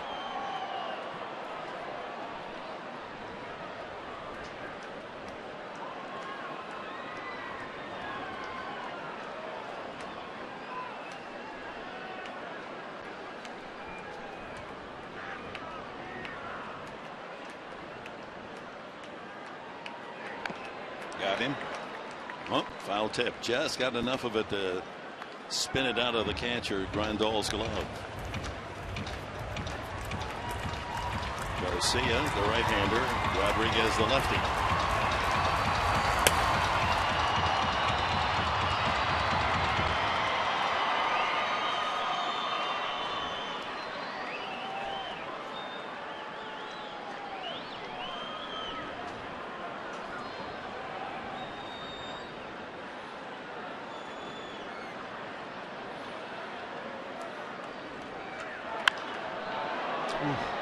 Just missed that one. A long high drive to right. I'll tell you what, Dick, that was a perfect pitch for Jed Jerko to really drive the other way. It was elevated up around the belt buckle, outer half of the plate. Let's check it out on contact. 4-seamer there. It just opened up a little bit too much and kind of behind it, working underneath it.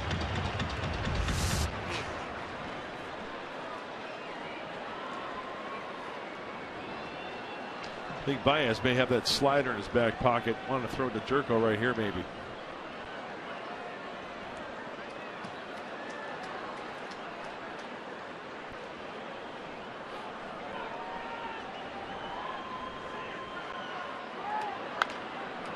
Fastball again.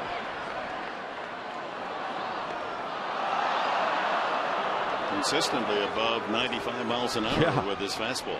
Yeah, that one had some extra giddy up. A little extra on that one at 97.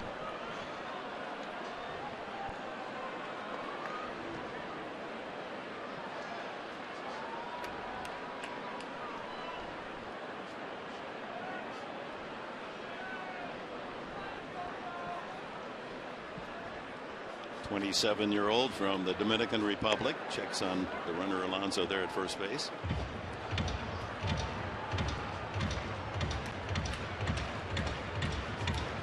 Three hits for Gonzalez last night, 2 more tonight. Goodness.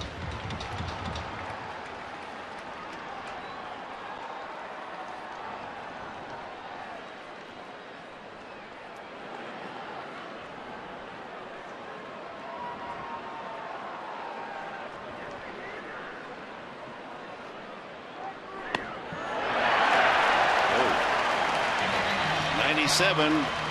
Apparently painting the black, and Jerko's gone for the second out. 2 strikeouts for Baez.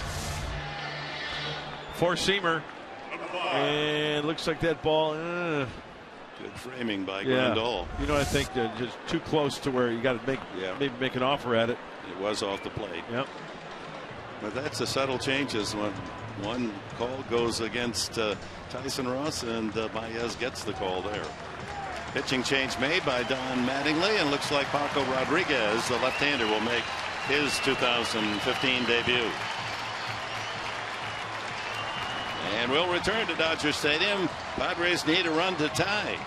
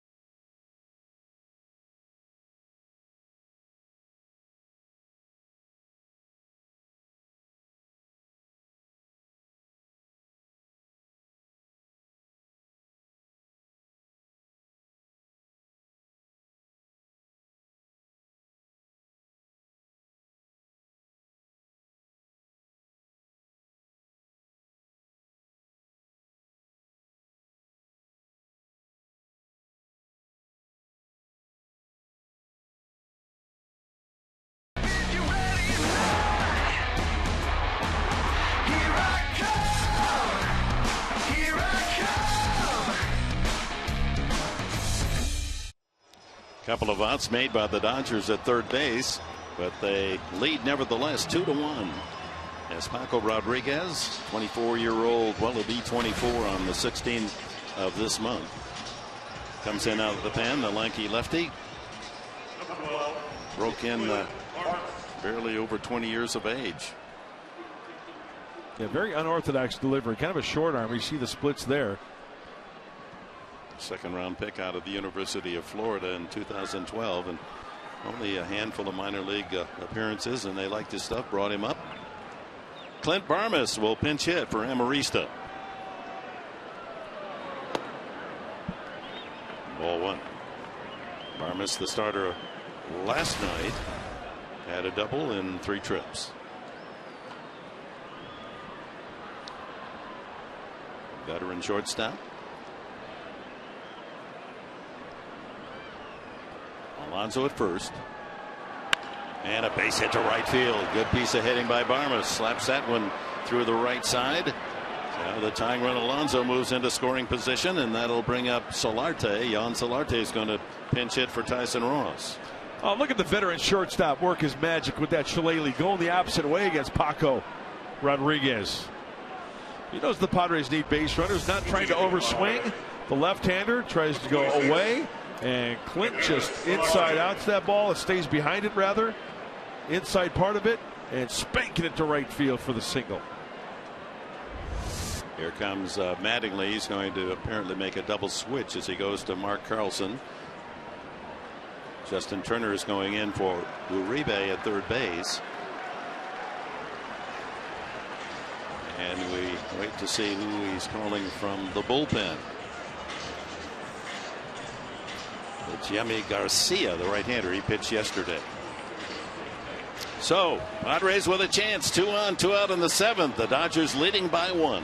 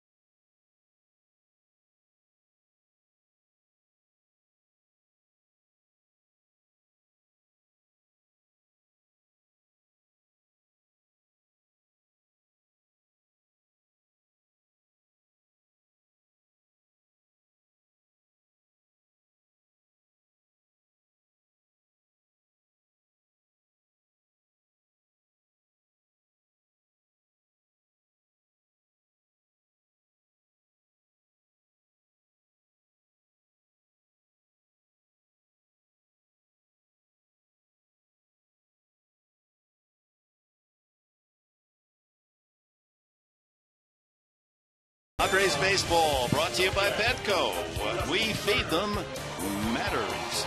And by your San Diego Lexus dealer.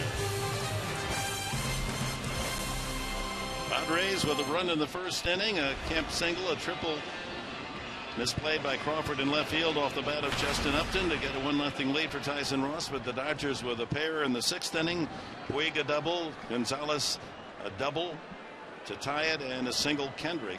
And that's where we stand as Jimmy Garcia comes in with runners at first and second, 2 outs here in the top of the 7th inning, and Justin Turner takes over at third base. Now, Turner, you slot him in the 9th spot in the batting order. Solarte, the pinch hitter, takes strike 1. So Turner, Solarte around to the left side. Guy who puts the ball in play. 535 total plate appearances last year. Only struck out 58 times.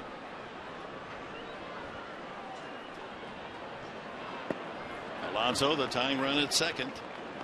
Looping single to left field. Pinch hitter Barmes with a base hit to right. At first base, the go-ahead run. 2 outs here in the top of the 7th.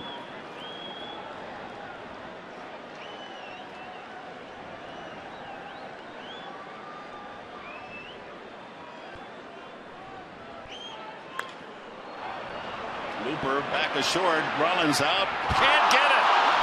Here comes the tying run. Checking it is Alonso, and over to third goes Barmes. Rollins acted as though he had it all the way. Kept coasting back, and we thought he was going to collect it. And at the last minute, it just falls out of his reach. A gift RBI single as Solarte delivers, and the Padres are even at 2. Boy, he had it cradled, didn't he? My goodness, he had both hands, his glove hand, his bare hand, in front of his chest.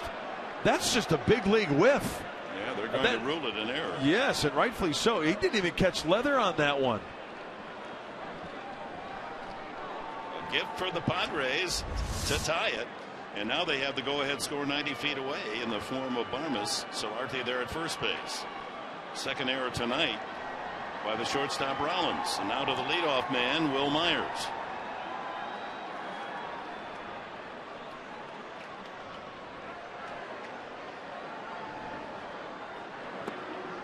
Ball 1. Myers has flied to right, struck out, and grounded to third. Looking for his first hit as a Padre, 0 for 6 on the new season. This would be a dandy time to deliver one.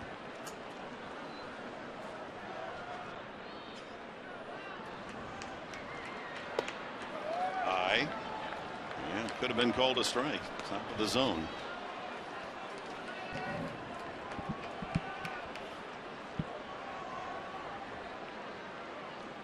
Inning began, Middlebrook struck out.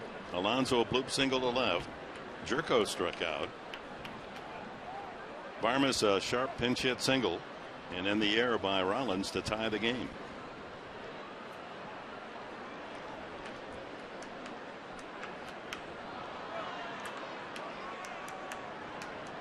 Count in his favor, Myers.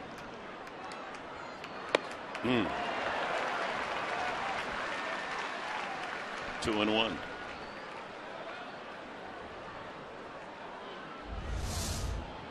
Trying to keep the ball away from, boy, that's elevated. We've seen some pitches tonight up and away to the right-handed hitters. A perfect opportunity to try to drive it that way to right center field. The way the defense for the Dodgers playing right now. Peterson way on the shortstop side of second base right there. Out in center field. Checking on Solarte.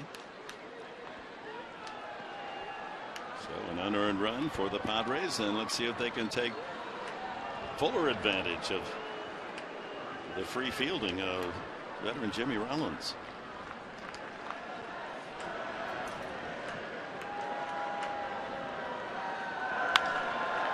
And a slice into the crowd down the right field corner.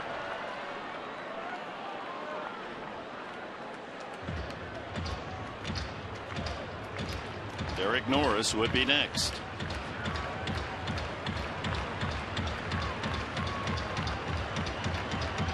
Takes Tyson Ross off the hook, the unearned run. He denies Greinke a possible win. Yeah, and Dale Thayer still heating up, ready to go in the bullpen. Well, that last pitch was right there for Myers, wasn't it? Yes, it was.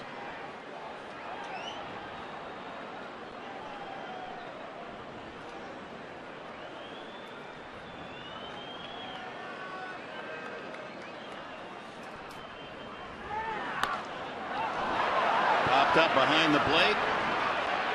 Grandal has a play. Now the Padres can't take a bigger advantage of Rollins' miscue, but Solardi's fly ball apparently right there for him, couldn't make the play, and the Padres have tied it at 2.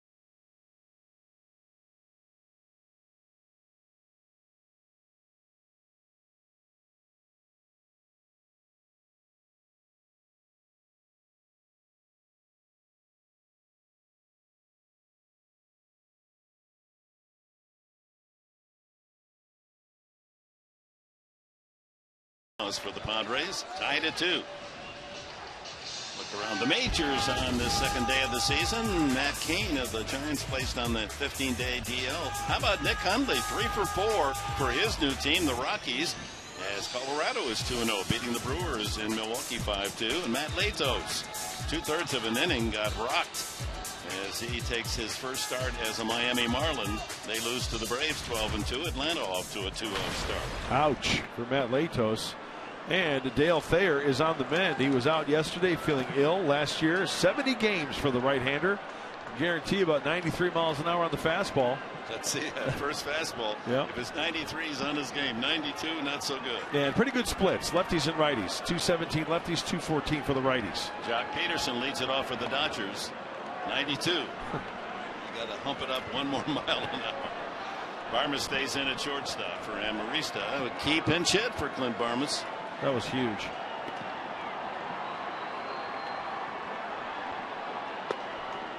'92 again. 1-1. Peterson, then Justin Turner, and the top of the order, Jimmy Rollins. That glove of Barmas has seen some work, hasn't it? Oh yeah. Another 92-mile-an-hour fastball. It's 1-2. That's like your whoopee. That's like your blankie, right? You break that glove in for so many years, you don't want to get rid of it. That's your go-to. It's a beauty. A ball and 2 strikes. There's the 93.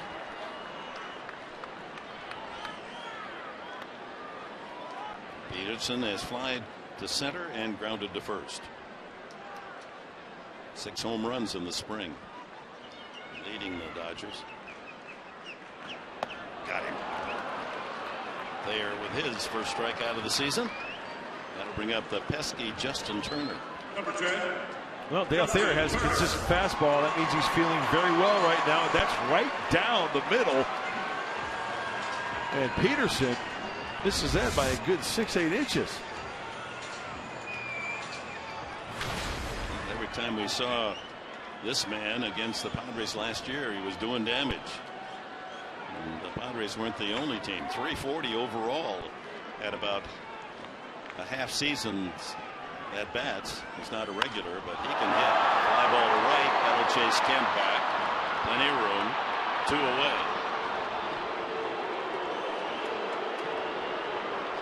Top of the order, Jimmy Rollins.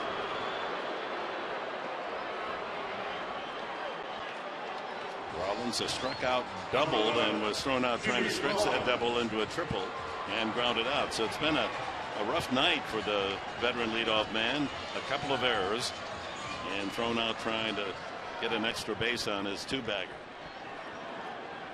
But he had a big blow last night, a 3-run homer that won the game 6-3, his home run in the 8th inning. 93 strike.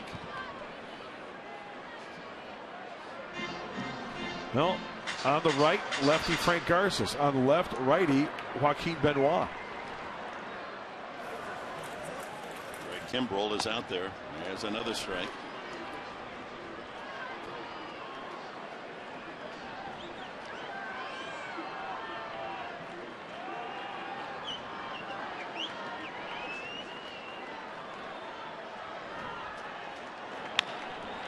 Swept to the right side, a couple of hops to Jerko, and it's an easy 1, 2, 3 inning for Dale Thayer. On to the 8th. We're tied at 2.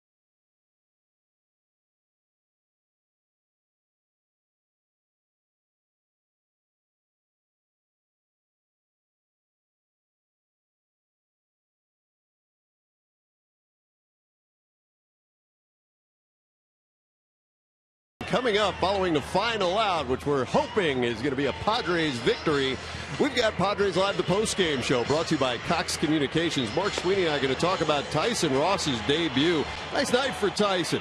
Really good job this evening, and he's got himself a tied ball game right now. Also, you'll hear from the manager, Buddy Black, as we get you set for Game 3 tomorrow. And right after us on Padres Live, the postgame show, Dick and Mark, we've got a special edition of SD Live. General Manager A.J. Preller is with us, and his right-hand man, the Vice President of Scouting, Don Welke, are going to be with us as well. You get some inside looking at their special relationship, how they're able to build the team they've put on the field right now, and why their bond is so extraordinary. So we'll have that for you and a whole lot more coming up after the final out. Back to Dick and Mark. Sounds like a great show, and stay tuned for plenty of baseball action and information, and a fascinating relationship between the gentleman from the Midwest, Welke, the mentor of Preller. As we go top of the 8th inning, Derek Norris against Garcia. Garcia finishing the 7th inning when the Padres picked up the unearned run. And to show you how unusual it is for Rollins to give up a couple of errors in a game, he hasn't done that since 2010 with the Phillies. Commit 2 errors in a game.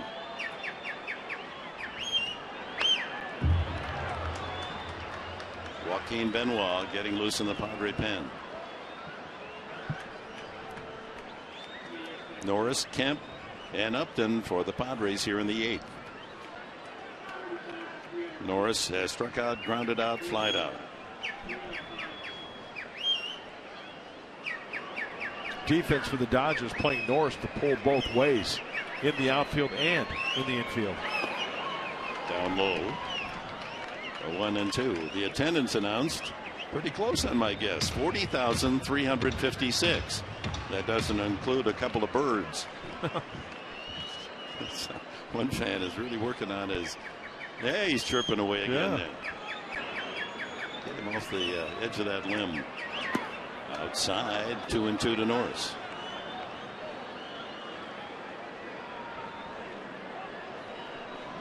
Well, last night it was Clayton Kershaw, James Shields working through 6 innings. Shields with the advantage, 3-2. Padre bullpen giving up the 4 runs, and the Dodgers win. Another foul that'll make it behind the Padre dugout.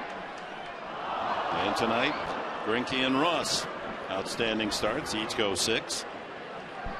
A new ball game thanks to the unearned run in the 7th for the Padres. I know what you're thinking back home. Get the Padres a lead, and let's see Craig Kimbrell make his debut and try to save a win for the Padres. That was one of the keys to the game, right? A lot of pitches over the heart of the plate there. A couple of pitches to Norris. A reminder, Kenley Jansen, the ace closer of the Dodgers, is in a protective boot and won't be available for the first month. Another foul. Kentucky wanted to punch that one to right field. So Don Mattingly, a bullpen and a stopper by committee. In fact, after the game last night, Chris Hatcher, who earned his first major league save, was shocked. He said, I had no idea that I'd be the man coming in the 9th inning. Well, he's got a good enough arm, that's for sure. And Don Mattingly there with third base coach Lorenzo Bundy has confidence in Hatcher.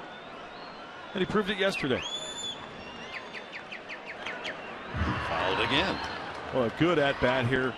Norris fouling off some pitches. You know, you like to see an at bat like this and then have a good result. You battle so hard, and then you want to put the ball in play and get aboard that go-ahead run. Try to get on there, set the table for Matt Kemp, and then Justin Upton to follow. 24-year-old from the Dominican, Jimmy Garcia. Line drive, base hit. He earned that one. Norris battled away, fouled off 4 pitches, and rifles a single. Set the table here in the 8th inning. 3rd hit of the season for the catcher Norris. That is a great at bat. Had a few pitches to do some damage. This one leaks right down the heart of the plate, puts a good swing on it, hit down on it. Well, you can hear that one all the way up here. A one-hopper through the infield. Good way to start this inning. First time the Padres have placed the leadoff man aboard. See if they can bring him around. Kemp single and scored in the first. Came home on Upton's triple. He's grounded out and walked since. Now, I've noticed about Jimmy Garcia, a pretty straight fastball. At least 4 pitches down the heart of the plate. Could spell damage here. Up high slider. There you hang that slider. It doesn't break, as it were, down in the zone. I tell you, that could be trouble also. Kemp, you can see the infield dirt on his chest, also with a stolen base tonight.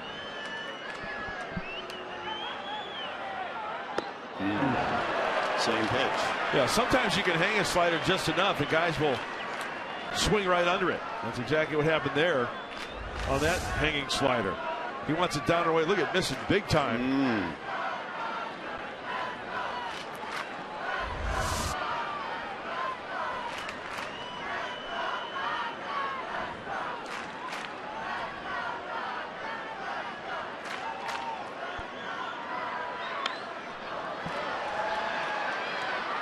the count goes to 1-2. And rattling around the press area, where the media are getting their stories ready for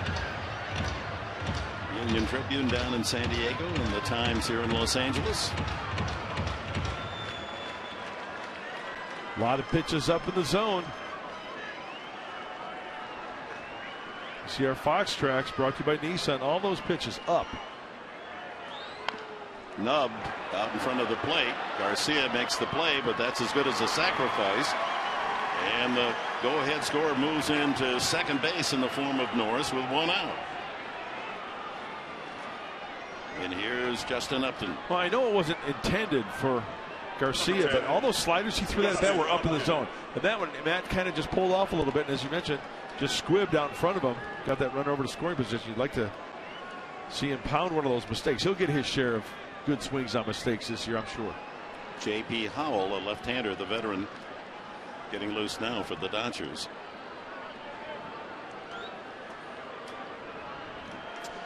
Looks like they're going to get 4 wide ones here. And they're not going to give Upton a chance. His line single played into a triple by left fielder Carl Crawford in the first inning to get the Padres' first run home. And they're going to give him 4 wide ones and take their chances on Will Middlebrooks, looking for his first hit of the season. He's 0 for 3 tonight. Was 0 for 4 last night. Hey, time for Will Middlebrooks to take it personally, right? Yeah. Oh, you're going to walk him to get to me? Okay, I'll show you. Will has struck out twice and a long out to left against Zach Greinke. I'd love to see Will Middlebrooks turn one around. Hey, you know, an extra base hit, even a single. Just hit the ball hard, find a hole somewhere. And here comes Rick Honeycutt to the mound. Yeah, the trot going over maybe a scouting report or just to make sure that everybody's on the same page on how they're going to go about Will Middlebrooks.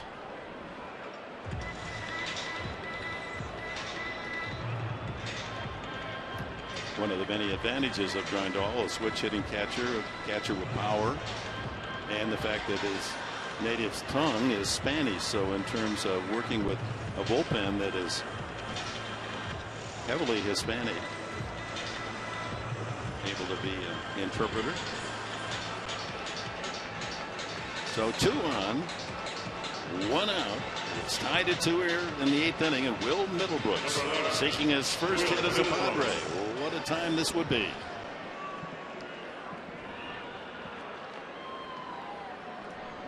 Derek Norris ready to go from second, and Upton, good lead at first with Gonzalez playing behind him. Infield set for 2. Ball 1. Pretty straight away in the outfield, and as Dick just mentioned, double play depth right there. Slightly pulled a little bit on the ground. Pull side to the left. Got a pitch inside there.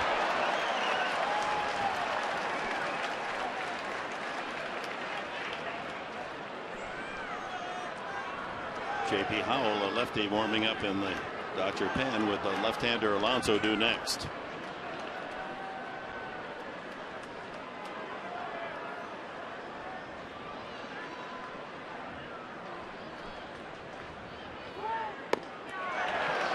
'92 threw it right through the swing of Middlebrooks.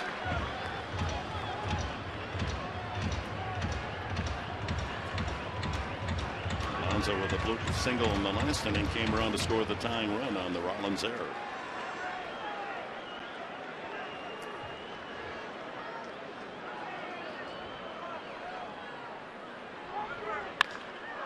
High fly ball to right. Puig giving ground.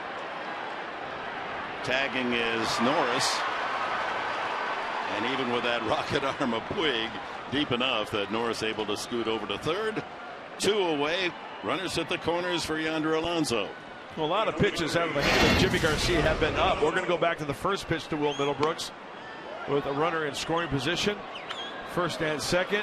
Out, in, up. A lot of pitches have been up.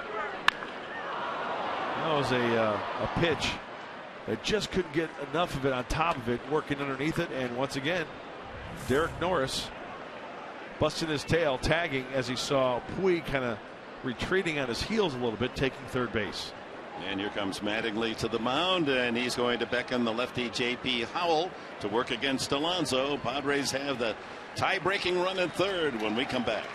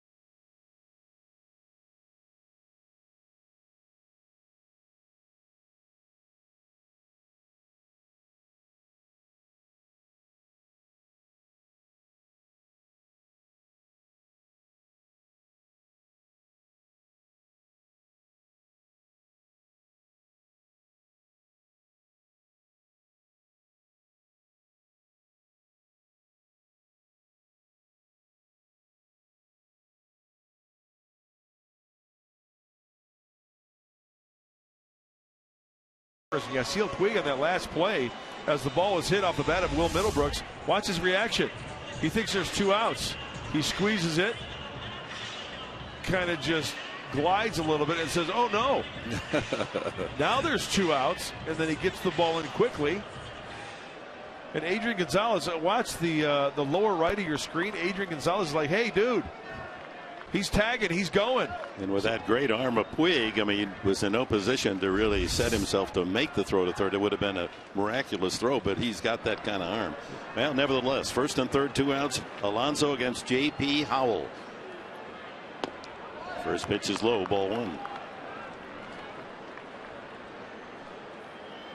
Howell, a very productive season a year ago. 68 appearances, 2.39 ERA. 170 average left-handed hitters. Yeah, not a hard thrower. Fastball, curveball, changeup, only 84 to 88. A lot of changeups. Changeup heavy off the fastball for J.P. Howell. First 2 pitches in the same spot, just under the zone. 2-0. After Alonso, Jed Jerko. Norris, good speed for a catcher, as we've documented. He's the tiebreaker there at third. Upton ready to roll from first.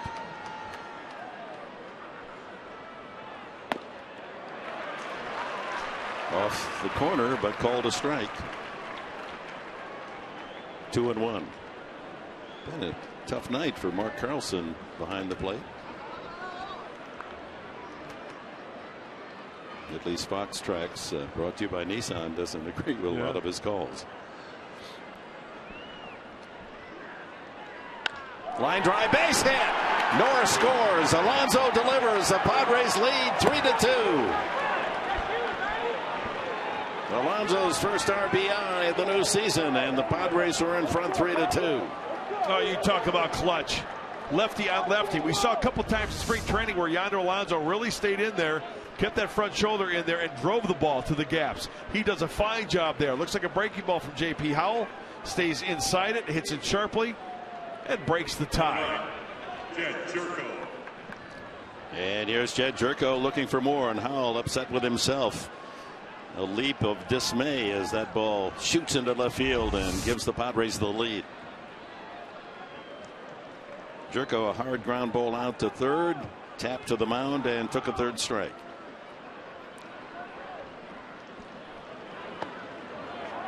Strike 1.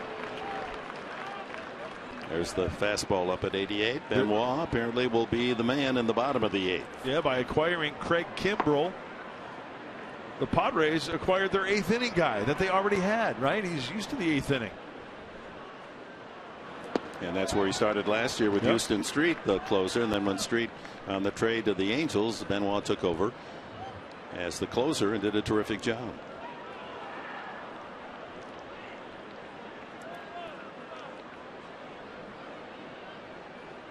A ball and a strike to Jerko.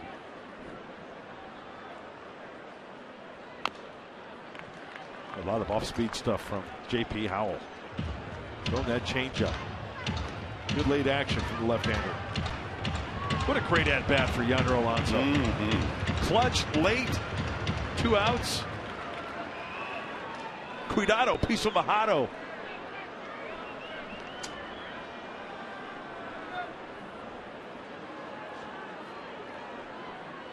Upton at second. Alonso with the RBI single at first.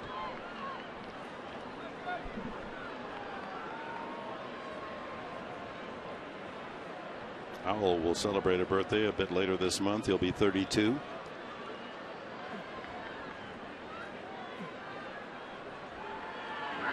In the dirt, bounces away, and the runners will move up 90. Upton over to third. Alonso to second on the wild pitch. Now a base hit could make it mighty comfortable for the Padres. Count 2-2. Looked like another changeup, but in the dirt. Trying to have Jerko fish for it. A good take and a good bounce for the Padres.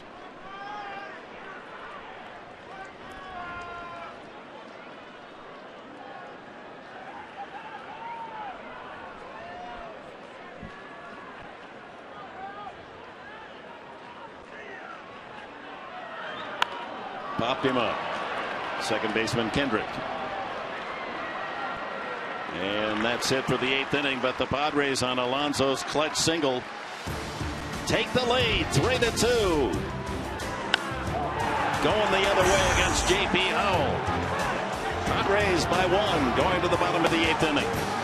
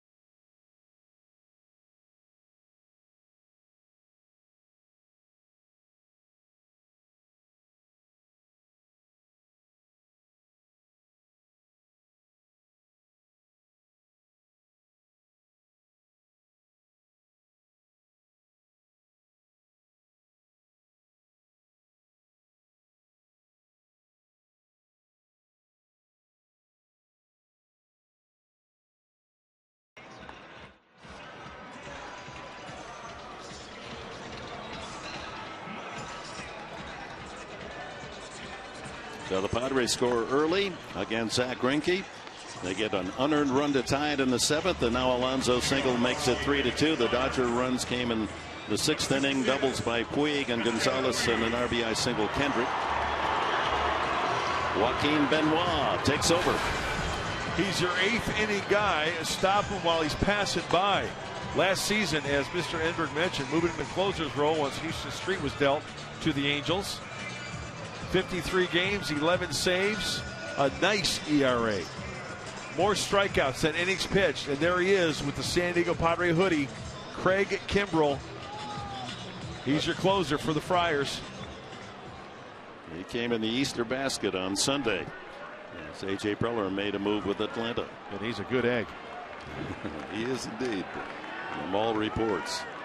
Benoit trying to hold it here in the 8th. Faces a tough threesome. Puig, Gonzalez, Kendrick. Puig doubled his last time, 1 for 3.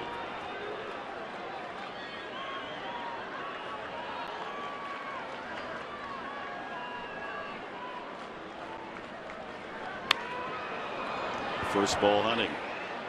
94 from Benoit. You don't have to throw him a strike. Joaquin Benoit knows that. The pitching staff for the Padres know that. It was evident that first pitch. It was up, away, off the plate. Finds himself ahead 0-1. Man on deck has been blistering the ball, especially against the Padres, already with 5 hits. Gonzalez.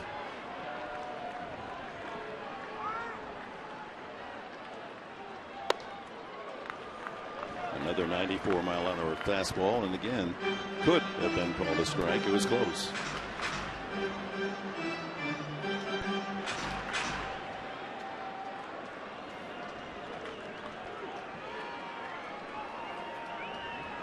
Benoit, now 37 years of age, started his career with Texas way back in 2001.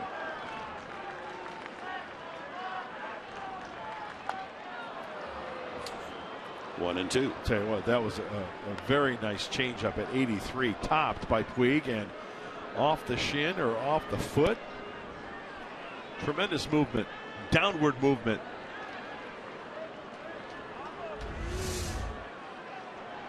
See where it gets him here.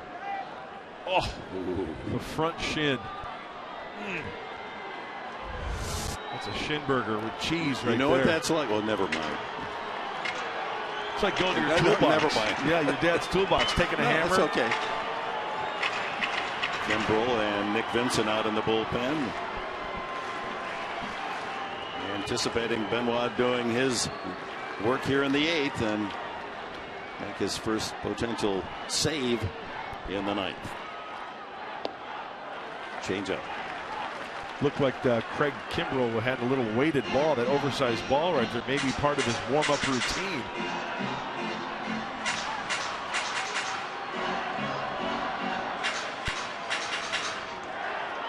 Yeah, he was understandably jolted by the news that on the day before the start of the season, traded out of Atlanta.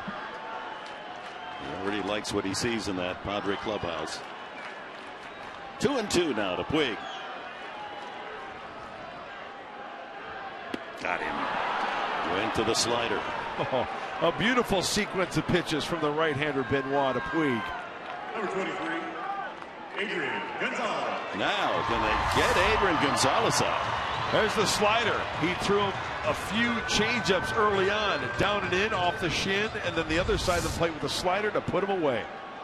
Last night, Gonzalez with a single, double, and a home run. Tonight, a single and an RBI double. He's 5 for 8 in the series. Killing his former team, the Padres.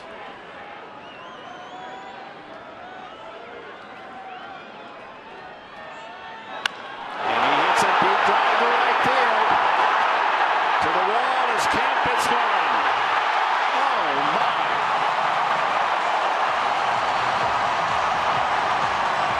Six hits in the 2 games for Adrian Gonzalez. 2 of them home runs. And he has tied it at 3.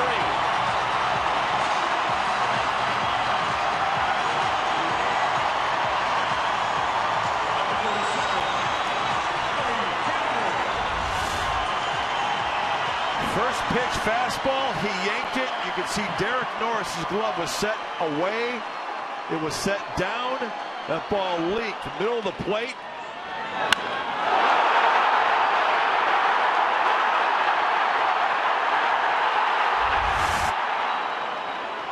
Tied at 3. Here's Howie Kendrick.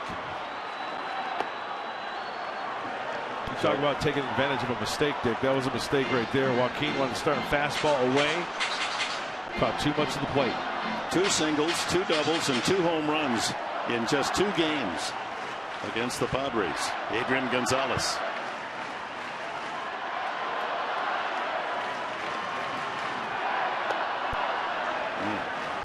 Just missed. 2-0. Just can't help but wonder, had the current management ownership of the Padres been around 5-6 years ago, Adrian Gonzalez would still be a Padre. But at that time, the purse strings were very tight, not enough to keep him around, and off he goes, and he's punished the Padres ever since. Never should have left San Diego. Not many fans feel that way. But on we go. 2-1 to Kendrick.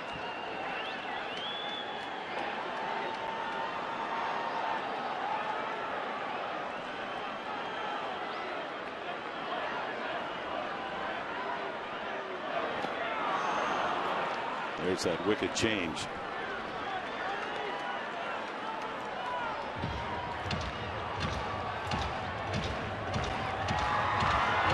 Casher tomorrow night, you might be thinking if Gonzalez comes up, we'll just put him over there at first base. Don't let him swing the bat. Talk about a hot hitter so early in the season. Padres have 6 hits in this game. He has 6 in the 2 games. Cashner will be on the hill tomorrow against Brandon McCarthy. 2-2. Soft liner right to Jerko. 2 away.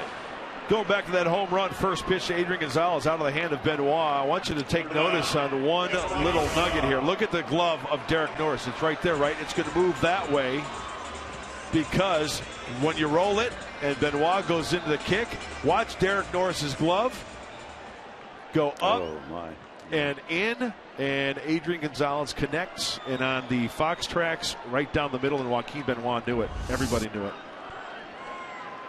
That's why good hitters take advantage of that one mistake. Yasmani Grandal has walked and grounded out twice tonight as he debuts as a Dodger. He's led the entire majors in RBIs last year, Adrian Gonzalez. 116 of them. Off to a roaring start.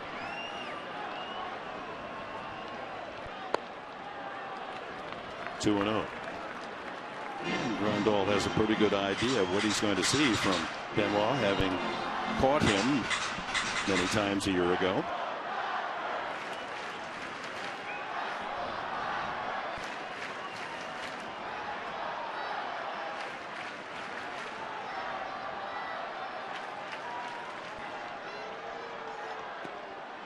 Here's the changeup, 3-0. Carl Crawford on deck.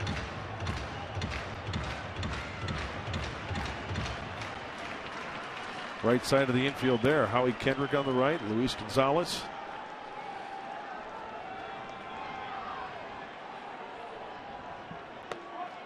Four-pitch walk. Grandal with 2 outs is aboard.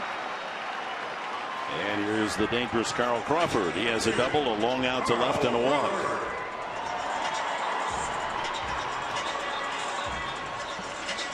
Had a double and 3 at-bats last night.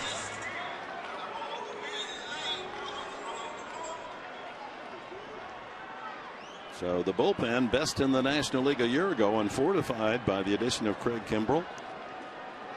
Folders last night, and Benoit giving up the long ball to Gonzalez to tie it here in the 8th inning tonight.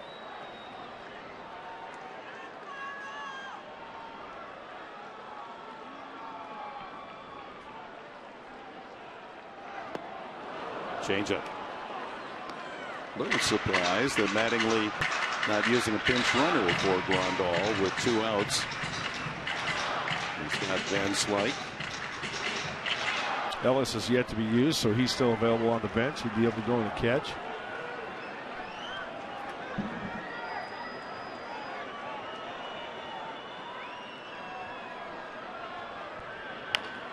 Smothered foul. It's 0-2.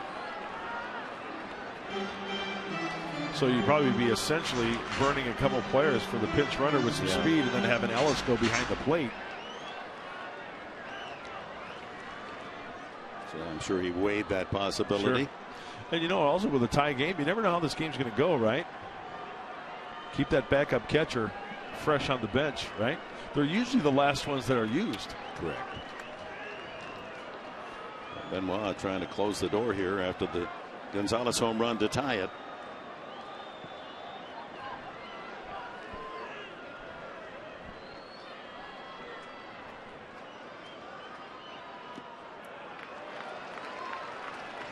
That's that changeup. Bounces in 1-2. Padres looking ahead to the ninth inning will have Barmas, the pitcher spot, and leadoff man Will Myers.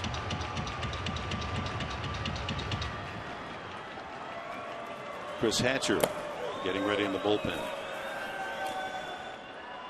Got the save last night. Throws hard.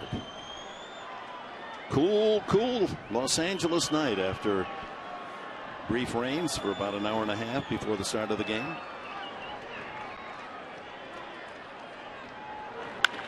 Sharply hit, but Jerko there. They get the force. That's it for the eighth, but Adrian Gonzalez, third hit of the night. A single, a double, and then this shot to deep right center to tie it. Home run number 2 in the first 2 games for Gonzalez. We go to the ninth, even again. It's 3-all.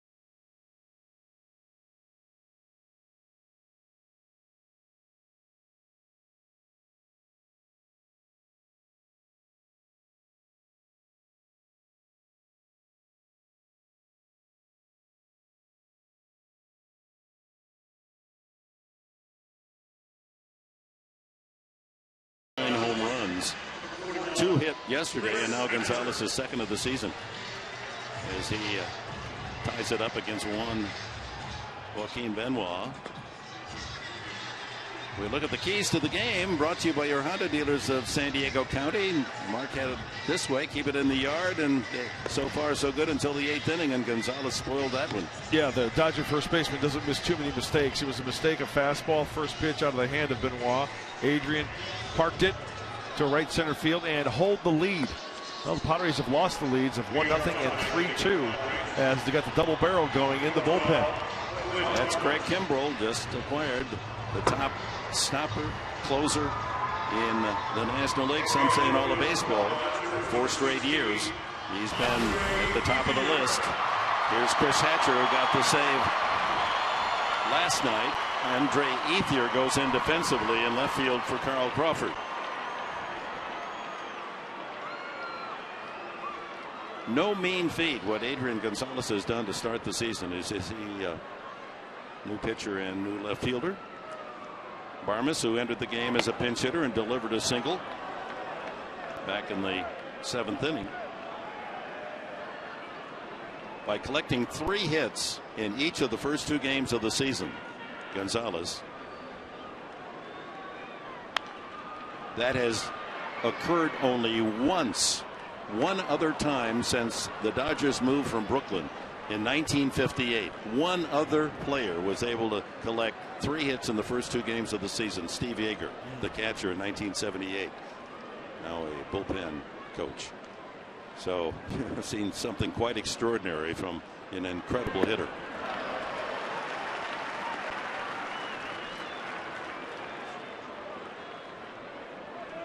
Hatcher, the 6th pitcher for the Dodgers tonight. Former catcher.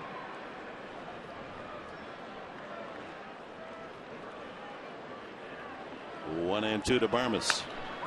Shot up the middle, a base hit. Barmes comes off the bench to deliver a couple of singles. And the leadoff man on here in the top of the 9th inning. How about Clint Barmes using the whole field tonight? Going the opposite way. His first at bat, that was when he pinch hit in the 7th, and now pulling this baseball to the left side. Nicely done. Corey Spangenberg will pinch for Benoit. Corey, a pretty good punter. And we're guessing he's up there to do just that. Yeah, absolutely. Deadens that one nicely and bobbled by Grandal and throws it away. It hits Spangenberg and over to third base. Scampers Barmes. Oh my. That had so much backspin on it that Grandal had a check on him and totally muffed it. Look at Spangenberg. Did anybody call time? We'll see. I didn't see anybody call time. Jose Valentin, the first base coach, saying, why don't you just go over there and take second base? No one's paying attention to you. Because you know what? Grandal's talking to home plate umpire Mark Carlson. He's going to argue that he was in the running lane. I think Spangenberg was in the running lane, so therefore when the ball hit him, I mean, that's... Well, Carlson is saying apparently that he did call time.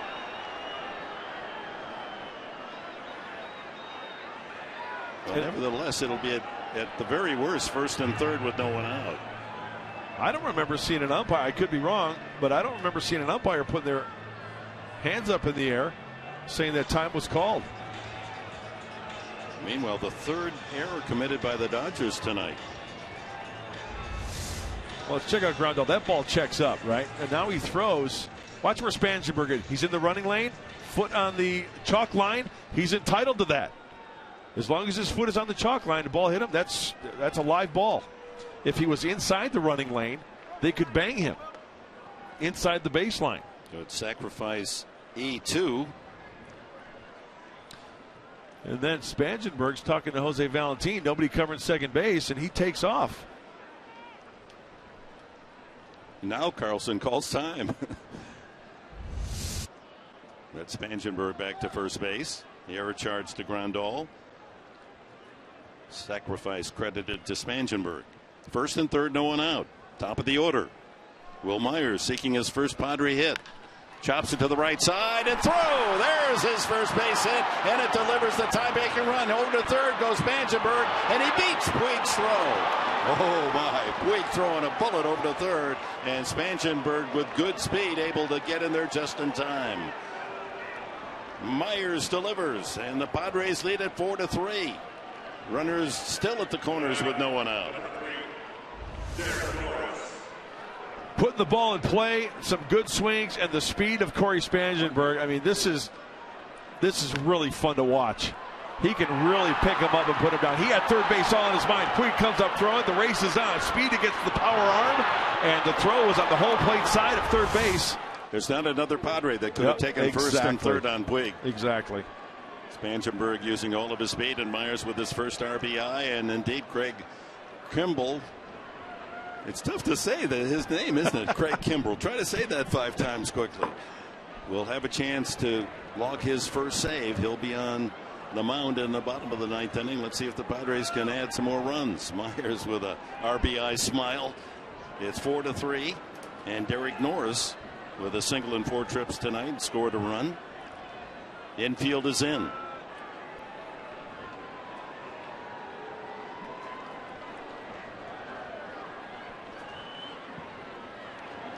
In the dirt and blocked. Grandal.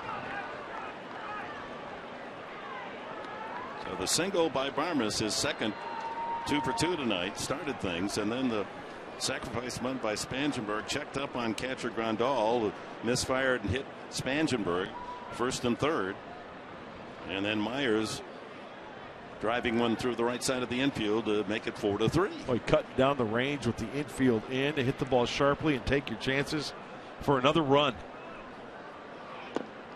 Low again, 2-0. Juan Nicasio, the former Colorado Rocky, a starter with the Rockies and then converted last year to the bullpen and picked up by the Dodgers in the offseason. Matt Kemp waits, and then Justin Upton down in the hole. So the Padres first and third, no one out, and they've got their big guns coming up trying to add to that 4-3 lead.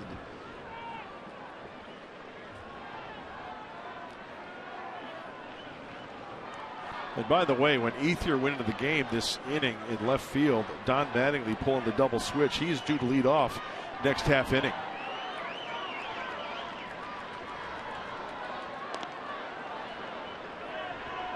That was the pitcher spot, so Hatcher went into Carl Crawford's spot.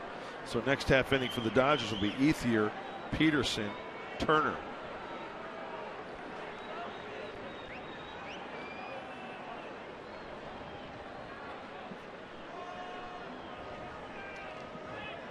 Runner goes.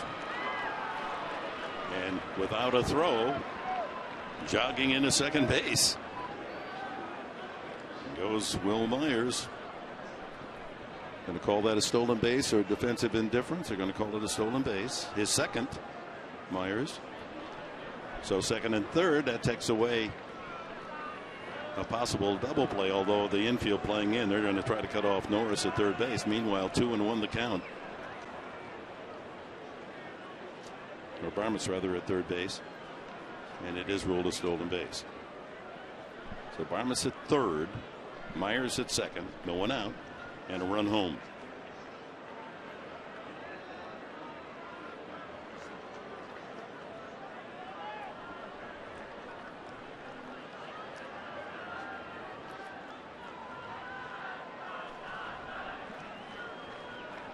Two and one to Derek Norris. Fouls it away.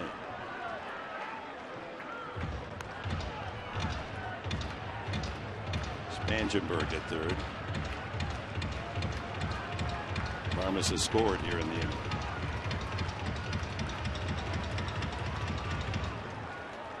So two speedy runners in scoring position for Norris here. No one out. Infield tight. Hitter's delight for the Padres.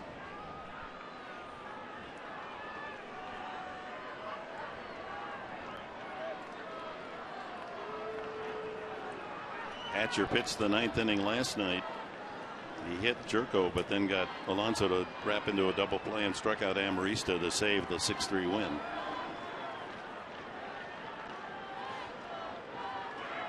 Ground ball sharply and through.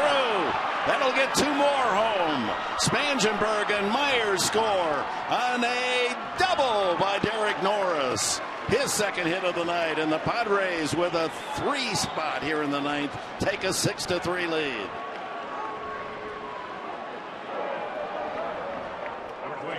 One of the many transactions made by A.J. Preller from the Oakland A's, getting Derek Norris, an all-star with Oakland last year, and he delivers a 2-run double. Now the hard-nosed catcher, Derek Norris, taking a bat off the forearm opening day, staying in there, running the bases, pulling one in between the pillow,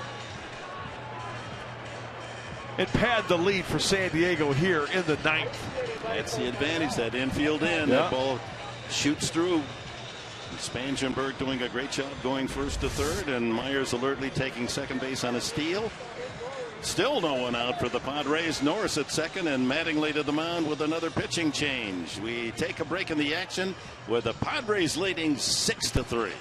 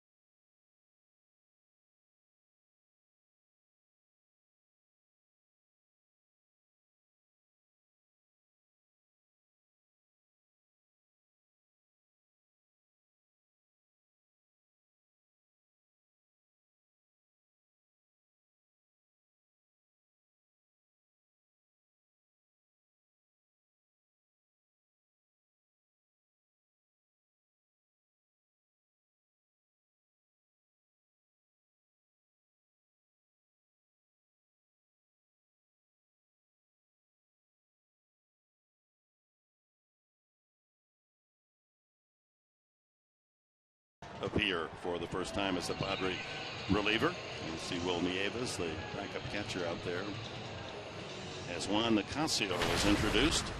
Padres with 3 hits and an error and a 3 spot here in the 9th, and Norris driving in his first 2 runs as a Padre. Well, after Adrian Gonzalez sucked the air right out of the balloon, right out of the sail, if you will, with that home run to tie it up. Well, the Padres showing late life here, thanks to Derek Norris. Well, a good couple of games he has had. You got to love the hairdo. He is a warrior. And still nobody out, as you mentioned, Dick, and some damage coming up to the plate at number 27, Matt Kemp. Norris with a couple of hits last night and 2 more tonight. Kemp a single and a walk. He's 1 for 3.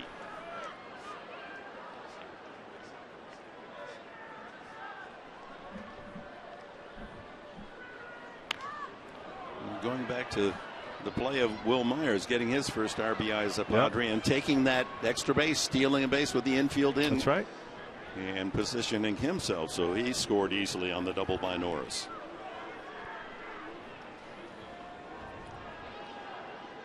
Well, Nicasio with Colorado last year, as you see the numbers for Matt Kemp against him, 375. And 3 long balls. There's that slider along with a fastball and a changeup. Well, this crowd of 40,356 muted by this Padre 9th inning.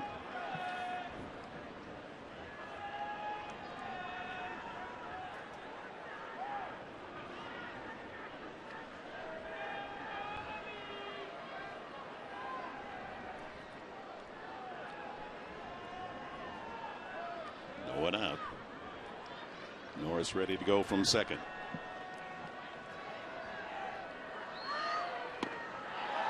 Got him swinging.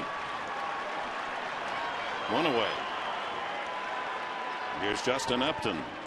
1 for 3, an RBI triple in the first inning, intentionally walked the last time. Looking ahead, bottom of the 9th inning for the Dodgers. It'll be Ethier, Peterson, and Turner, and then the top of the order, Rollins, if someone should get on, and Kimbrel back to work. If it stays 6-3, it would be a save opportunity. Padres score another run, then the save is erased.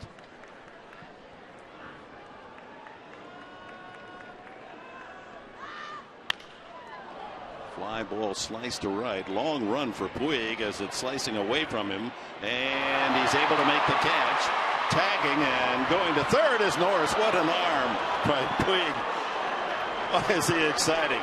There's just so few outfielders in baseball that have the kind of throwing talent of Puig, and the fans cheer that throw, and it took all of Norris's speed to get there in time. It really is incredible. He has got a cannon for a right arm.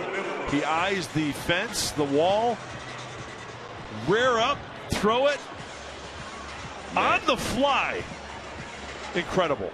Now he's got to brace himself, hit the wall, spin, and still makes it a close call at third. He is fun to watch, is he not? He really is. He's quite a talent. Immensely talented. And you know what, Dick? When he curbs that, what do you want to call it? When he kind of reins it back a little bit and knows when and when not to turn it on, he's going to be one heck of a player.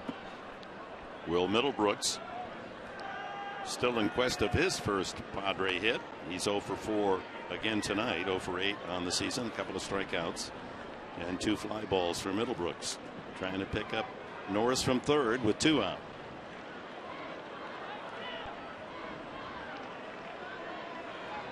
Never have enough runs.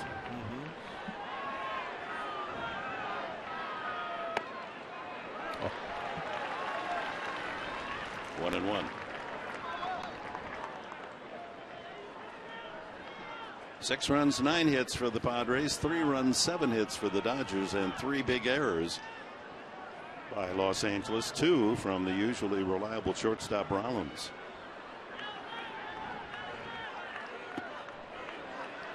Two and 1.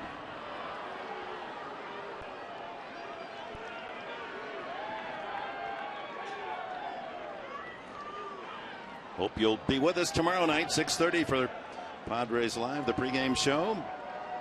Andrew Kashner against the newly acquired Brandon McCarthy, the lanky right-hander, pitched with Arizona and the Yankees last year.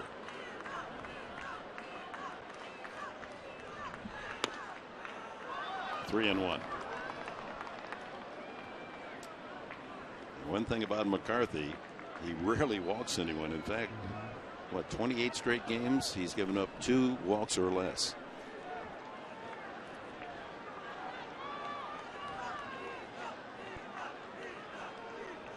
Yeah. Hitters count 3-1 to Middlebrooks.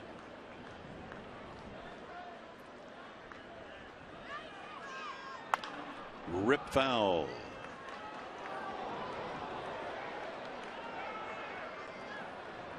Andrew Kashner was 5-7 a year ago with a fancy ERA of 2.55. McCarthy's combined record, Arizona and the Yankees, 10-15. With the Yankees, he had a winning record of 7-5. Great control. Full count.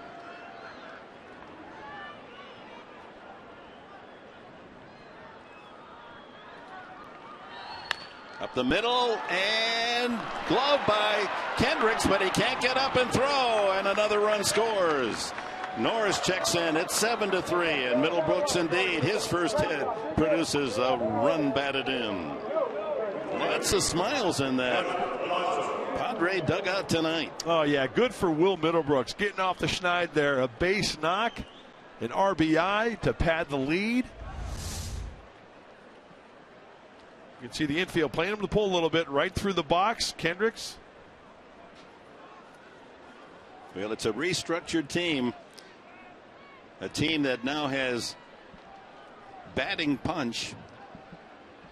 And listen to this, Mark Grant, as Alonso has a key hit tonight, fouls it away. The biggest ninth inning for the Padres all last year was 3 runs. They've scored 4 tonight. Wow. What a difference a year makes, huh? And a lineup. Howie Kendrick got to that ball nicely, but no chance getting Will Middlebrooks. Then that 4 looks nice. Late action. We got action. Padres in double figures now with 10 hits. Alonso looking for another hit. He's 2 for 4 tonight. Will Myers and Will Middlebrooks, their first hits produce RBIs for the Padres tonight.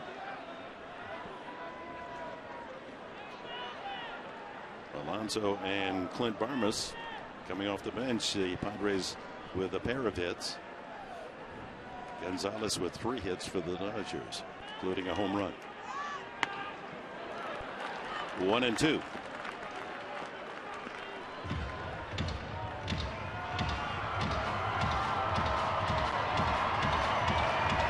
A couple of the runs will be unearned because of the error by Grandal on the sacrifice by Spangenberg.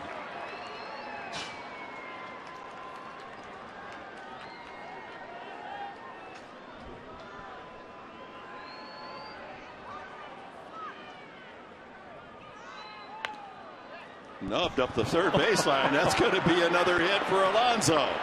Oh, he cued that one and kept it on the grass, and Alonso with a 3-hit night. He'll take it. Absolutely. Take him any way you can get him.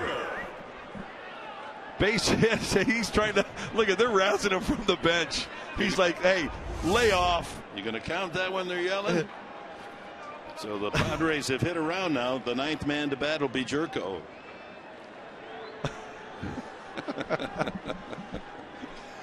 Hey, they're tough enough to come by at this level. Base hits. 3 in a row for Alonso tonight. He looped a single to left back in the 7th inning. That led to the tying run. Then lined an RBI single to break the tie again in the 8th inning, make it 4-3. And now an infield hit. Jerko is the only regular in the lineup without a hit tonight. He's 0 for 4.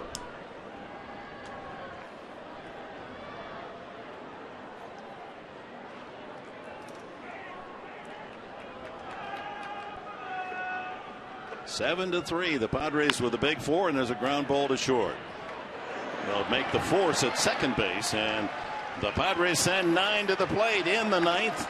4 score, and we're about to see Greg Kimbrell. Big blow in the inning. Norris with the infield drawn in, a 2-run double, and the Padres with a handsome 4-run advantage.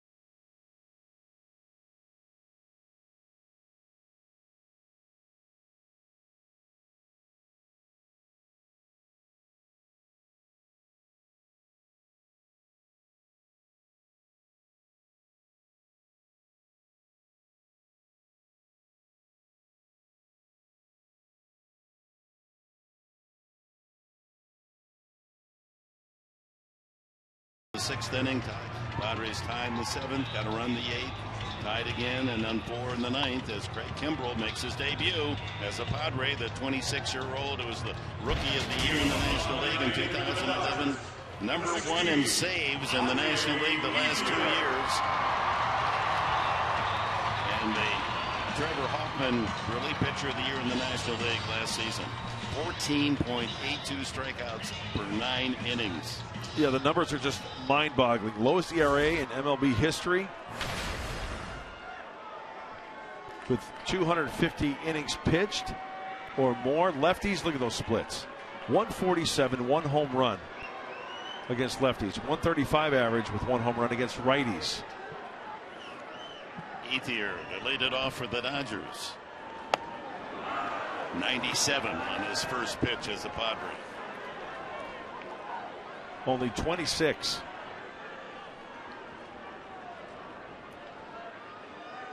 Carlos Quinton, Cameron Maben, young pitcher Matt Whistler, a draft pick going to Atlanta. Maben did start for Atlanta yesterday. 2 strikes the count. So it's not a save opportunity, but since he was warmed up by Black, giving Kimbrell a chance to come into a game, get some work. How about this? 289 career innings pitched going into this year. Only 153 hits surrendered. 476 strikeouts in those 289 innings pitched.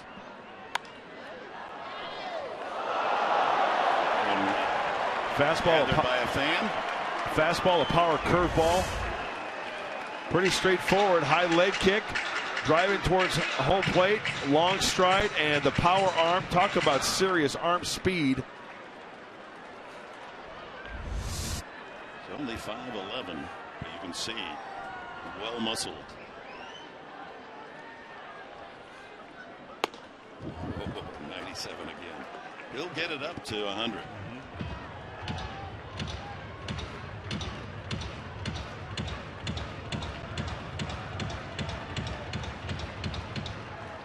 Started, went 6 innings. Dale Thayer pitched a perfect 7th. Benoit the 8th gave up a home run to Gonzalez.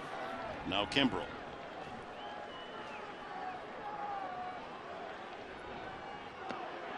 Here's his first strikeout as a Padre. Uses the slider to take care of Ethier. Look at the smiles. Shields and Kennedy are saying that stuff is nasty.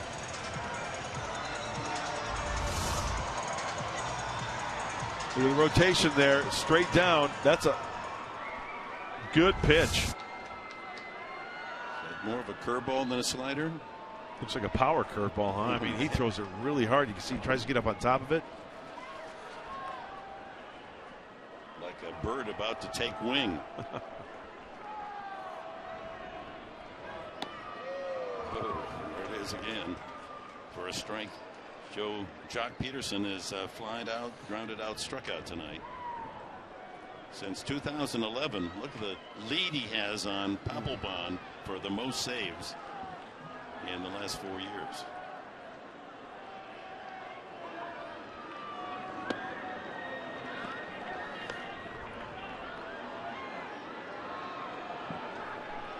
He calls that breaking ball a power slur. I can see that. Yeah, that's a good name for it. And as you mentioned, Dick, you can get that fastball up to 100.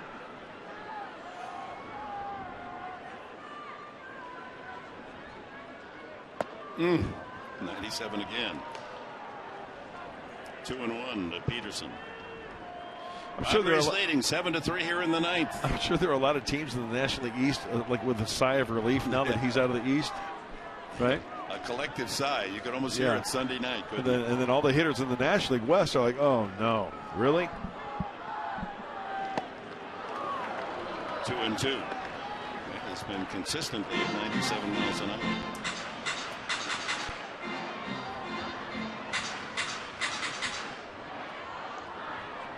And that's the beauty that he's had so much success at such a young age for a elite pitcher. I mean, we're talking about last 4 years, 22, 23, 24, 25. Another strikeout, and he goes to the breaking ball to get both Ethier and Peterson. And now Justin Turner. Number 10. Hey, you're looking for the 97, 98 mile an hour heater, and then he pulls the string on the power slurve. Swing and a miss to the rookie. Once again, he didn't see power curveballs like that in the minor leagues. And you might see that pitch again. And you might see more of Craig Kimbrell on Padres Live after this one finishes up. And then after Padres Live, Dick, SD Live right here on Fox Sports San Diego. So you fans, with all the excitement about the Padres here in this new season, stay with us. So lots of good information, entertainment. There's the combination of Pomerantz and Sweeney, non-Burrell, as they'll bring you all the highlights and insights into this game tonight. Then who hosts that Padres Live program after? Oh, Mike Pomerantz? Mike Pomerantz. Yeah. Oh, he does a great job. Yeah, absolutely he does. You'll want to be around for that as well. Best in the business. 97, but a little high. We're all about being live. All about being live here on Fox Sports San Diego. Padres Live, SD Live. 1 out away from squaring this opening series.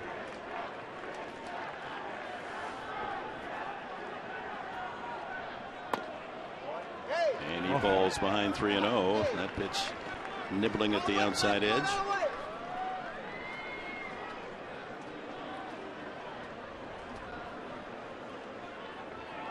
Jimmy Rollins would be next.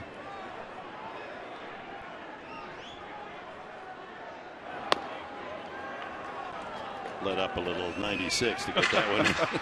3-1.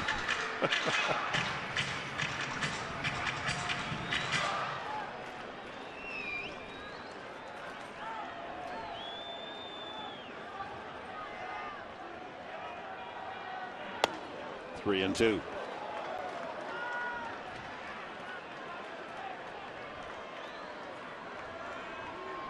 Well, a rainy early evening, and now some lightning from Craig Kimbrell in the ninth.